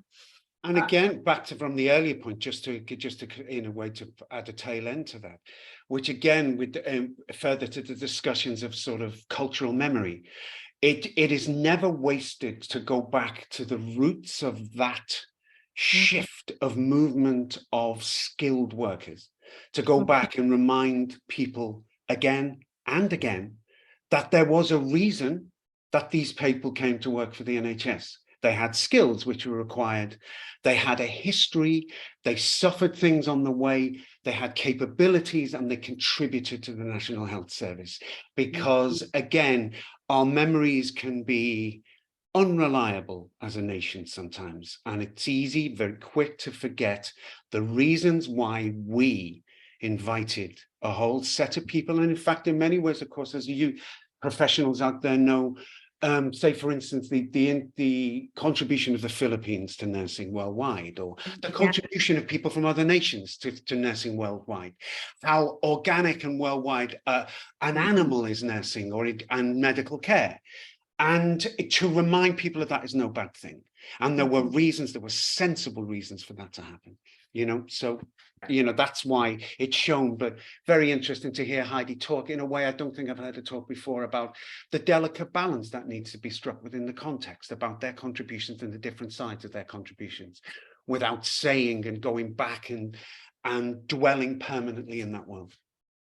I think the other thing that you've done brilliantly, Heidi, is you've shown that it wasn't universal. So Lucille and Cyril, for example, were well integrated into that community, did a lot to support other people who were living in poverty and deprivation, etc. And so I think the balance works perfectly from that point of view.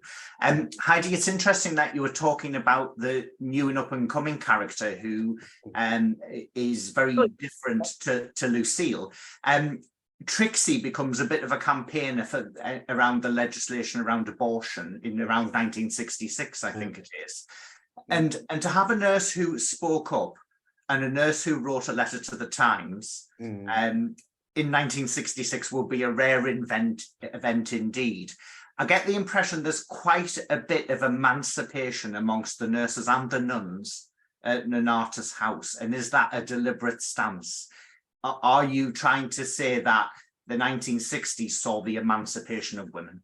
I think is what I'm trying to get at. I think the 1960s, it's an interesting thing because I come from a very working class background. And one thing that became very clear to me as I became aware of female history and feminist perspectives, for example, every woman in my family had worked for all the generations going as far back as possible. They were seamstresses, they ran shops, they were hairdressers, they were nurses, they were charwomen.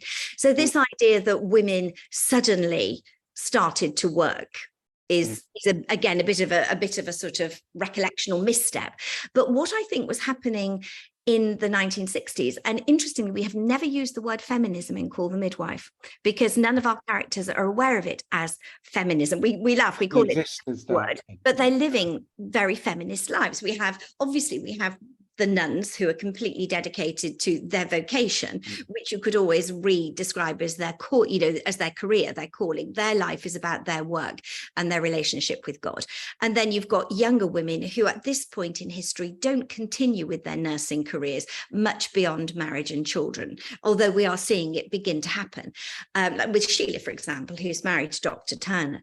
And I think with the Nonnatus House community and the abortion argument, everything in Call the Midwife actually happens in a very small geographic and social area. We almost never, we've just filmed a scene at the seaside and we nearly got everybody vaccinated. We never leave our set. It's about the impact of the world on a small community. So obviously we were looking at abortion and that legislation specifically around how it affected people in Nonnatus House. For the nuns, the religious sisters' point of view, we were very much guided by the Bishop of Southwark, who spoke in the House of Lords about the need to make abortion safe. And that's in a nutshell. Obviously, it's a more complex history than this.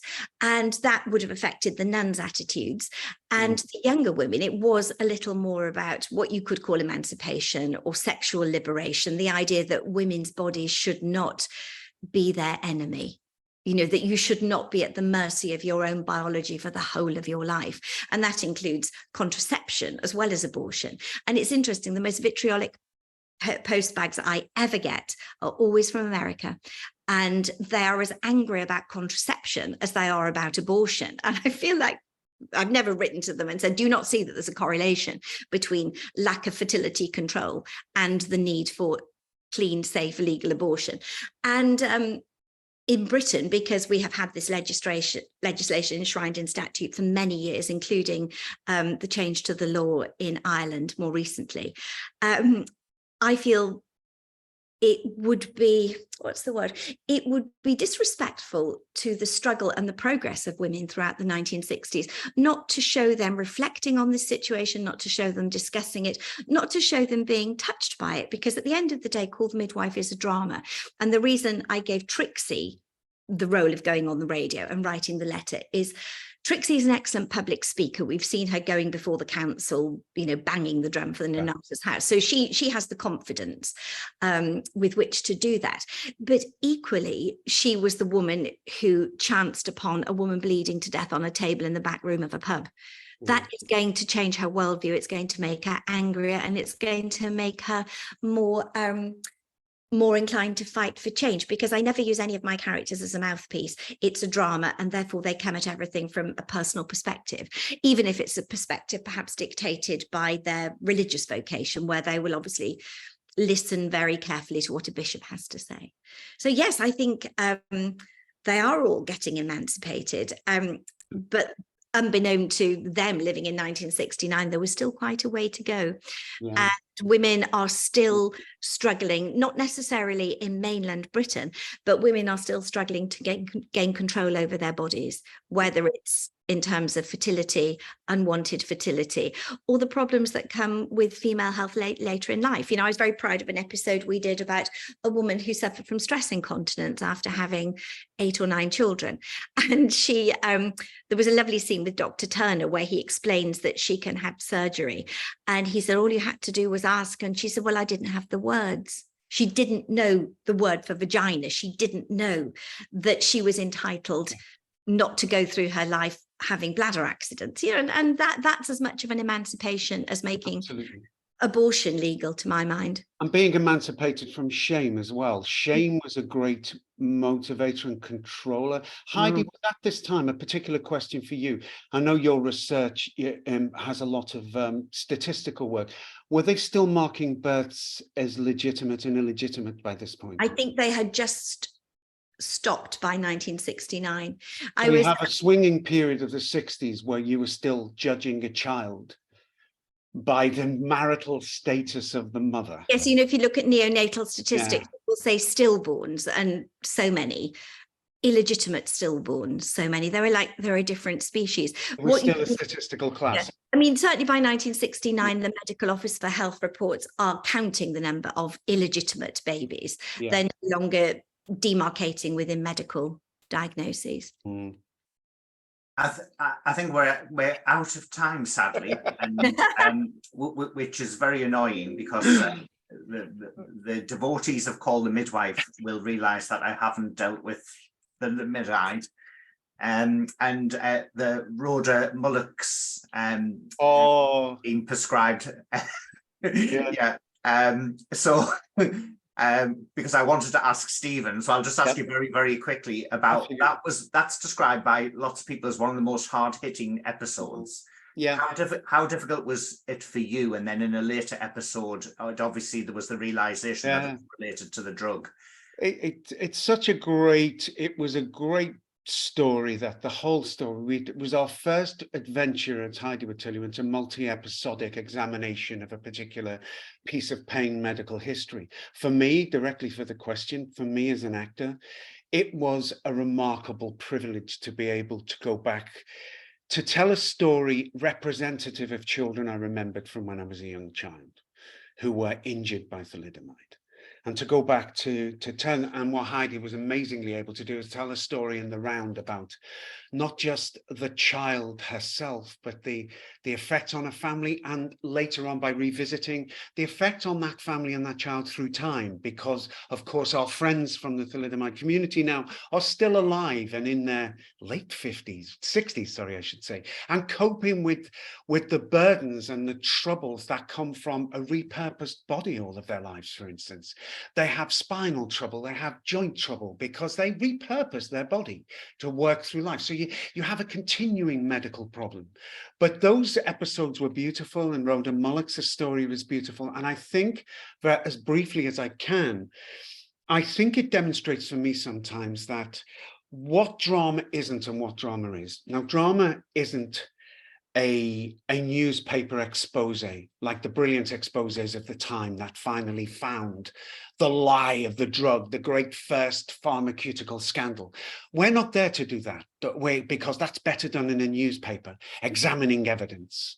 We're not a scientific treatise or article, you know, delivered coldly and in the third person. But what drama can do, and what they did with Rhoda Mullocks, is they can take millions of British people on a Sunday night from about 6 feet away, alone, into the room where a mother is holding a child immensely damaged by thalidomide. And a mother can open that child's dressings when no one else is in the room, but of course we as the audience are all there, millions of us. And she quietly sees the reality for herself and her child for the first time. And she says, what a mess. What a mess, eh? But never mind, because you're mine. I'm not giving up on you, no matter what. She's gonna go fight in the doctors, and she's gonna go fight. For me, that's one of the greatest scenes ever in Call a Midwife.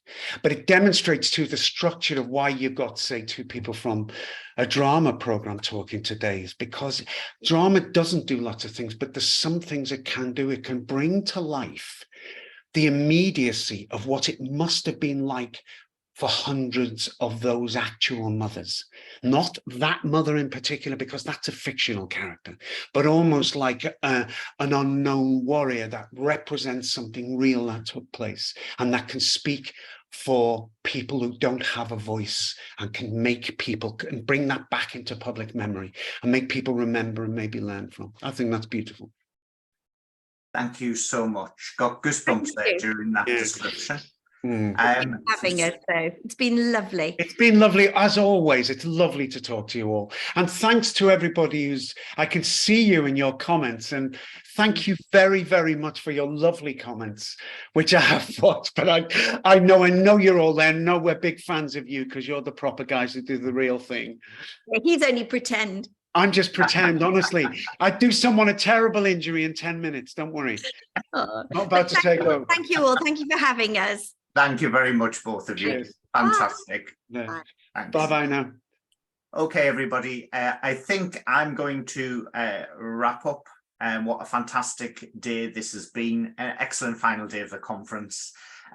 From hearing from Nigel about diagnosing the NHS, all the way through to, and now I've lost my notes. Hang on a second.